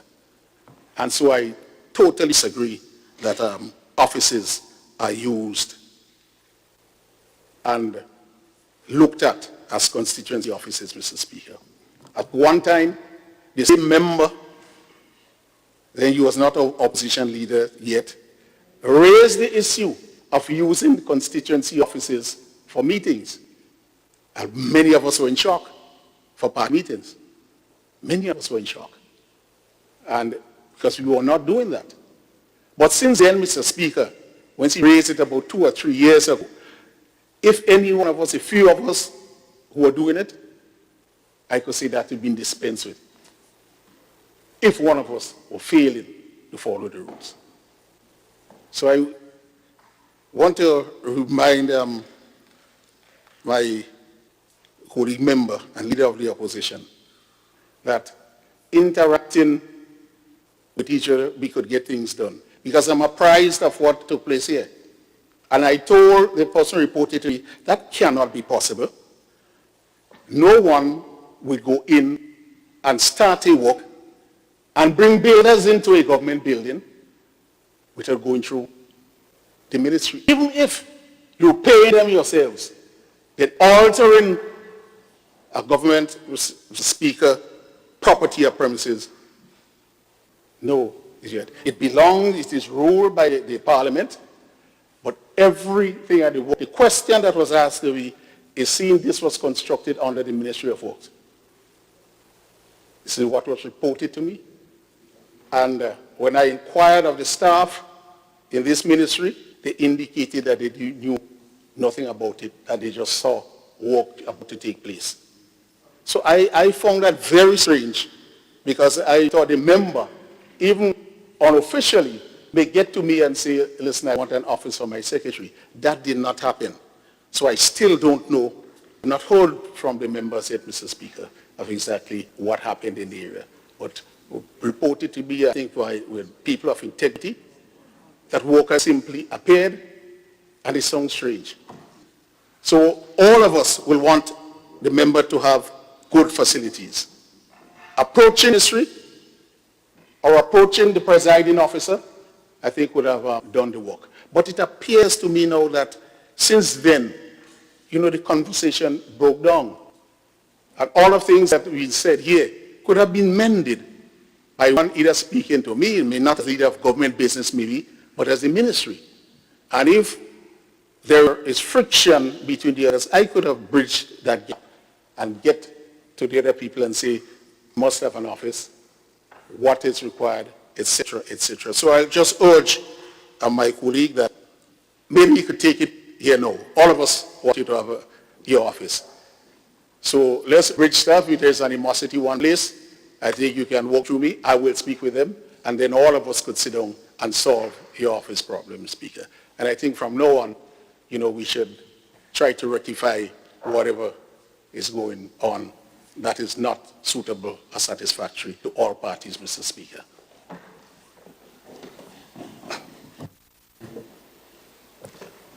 Mr. Speaker. Honorable Tobias, Yes, I leader of the rise now opposition. to close this motion. Yes, please. Which I can do.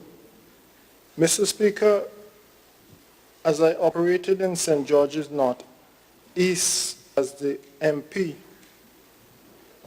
you know, I always admonish my staff to behave themselves well. And I said to them, I say, you know, I walk in St. George's North East now, and I could hold my head up without nobody pointing fingers at me in any political way. And it is true that the offices, they are there to serve the entire constituency. But Mr. Speaker, when I spoke about the possibility of the office being used for political work, I read an email. And all those, the email that I got, everyone else here got too. And Mr. Speaker, that should never be. Mr. Speaker, moreover, I will not belittle the point or delay the point that is made. But this building was constructed. Tours of the building were taken during construction. And members here were shown where the office of the opposition leader and his secretary should be. Hence the reason why I believe the floor plan will show that there is a designated office for the leader of the opposition and his secretary. But am I given or allowed to sit in that office today? No. Maybe you can check the drawing and maybe I stand corrected. But Mr. Speaker, again, I urge us that this construct we have in terms of constituency offices, relationship to the government, to the executive branch, it is nowhere else in the Commonwealth, nowhere else where democracy is practiced. And I do believe that regardless of what was said, as part of this discussion, it says here, whereas the Clerk of Parliament, as the accounting officer for Parliament, is responsible for ensuring financial accountability for funds expended for the operation of all constituency offices in accordance with democratic practices. Are we not capable inside this House? I am not saying, it says the Clerk of Parliament as directed by the Speaker and not the DPA should direct the constituency offices or the Houses of Parliament on how to behave. The Houses of Parliament is an independent branch of government. Vis-a-vis our budget comes from the executive, just as the judiciary. And this is what I am asking for today. That there some degree of space put between the legislative arm and the executive branch. Mr. Speaker, I lay the motion to this House. Thank you. Thank you, Honorable Tobias. Just before I put the question to the motion to the House, I am a bit confused about the fact that you don't have access to an office. One of the largest offices on the area where the offices are belong to the leader of the opposition. There's an office for the leader of the opposition, the leader of government business, both the House and the Representative and the Senate. There is an office for the Speaker of the House, one for the President of the Senate, and one for the Prime Minister. And the largest of these offices belong to the leader of the opposition. So I would have to have discussion with the clerk to find out why the leader of the opposition don't have access to an office. I could understand, and I know, that we have been trying to organize to get the flash key to enter the building. But as to not having a key, not having access to the office, I did not know that. I'm sorry you hadn't spoken that to me before. I may have tried to address it. So at this time I would put the question I would try to look into it. I'll have discussion with the clerk, who is the person responsible for matters in the Parliament. So I will now put the question in relation to the motion. Honourable members, the question is that the House of Representatives, that the House of Representatives hereby authorize the immediate restoration of financial administration and oversight of the constituency office to the Houses of Parliament. All those who are of that opinion say aye. Of the contrary opinion say nay. I think the nays have won in this case. The first time in this House for a long time. Honourable members, the motion did not carry. I would just like to, because the motion has already been moved for the adjournment of the House. Let me urge, especially for ministerial statements. Your ministerial statements, sometimes you find that you have a lot to talk about. You can put it down in writing, so that in that period for ministerial statement, you can hit the highlights.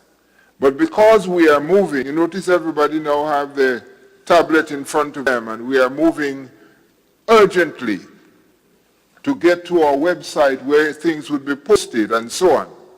We want to say that you can send in your ministerial statement, and all members of the House and all people who want to get into the website could be able to read and see what is taking place in your ministry.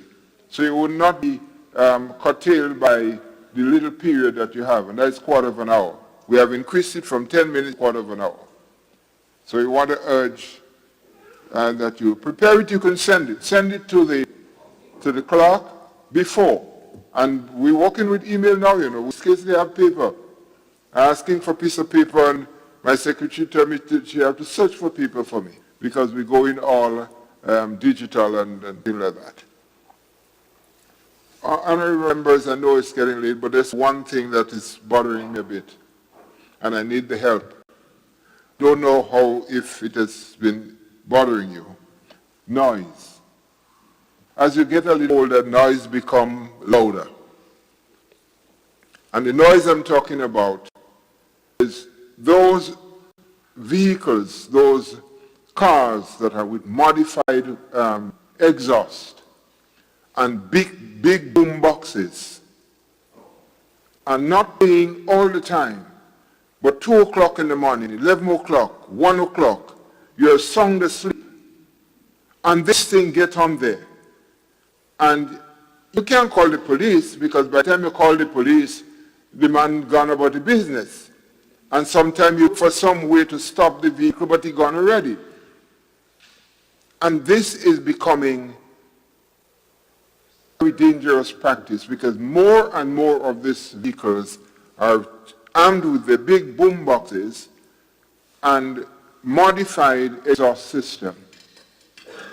I have to promise that I will try to raise it with the people in the traffic department to see what could be done, because I'm sure the volume of the noise is way above the decibel friendly to the ears. Honourable members, the question is that this honourable House stands adjourned, sine die. Those who have that opinion say aye. Of the contrary opinion say nay. I think the ayes have it. The ayes have it.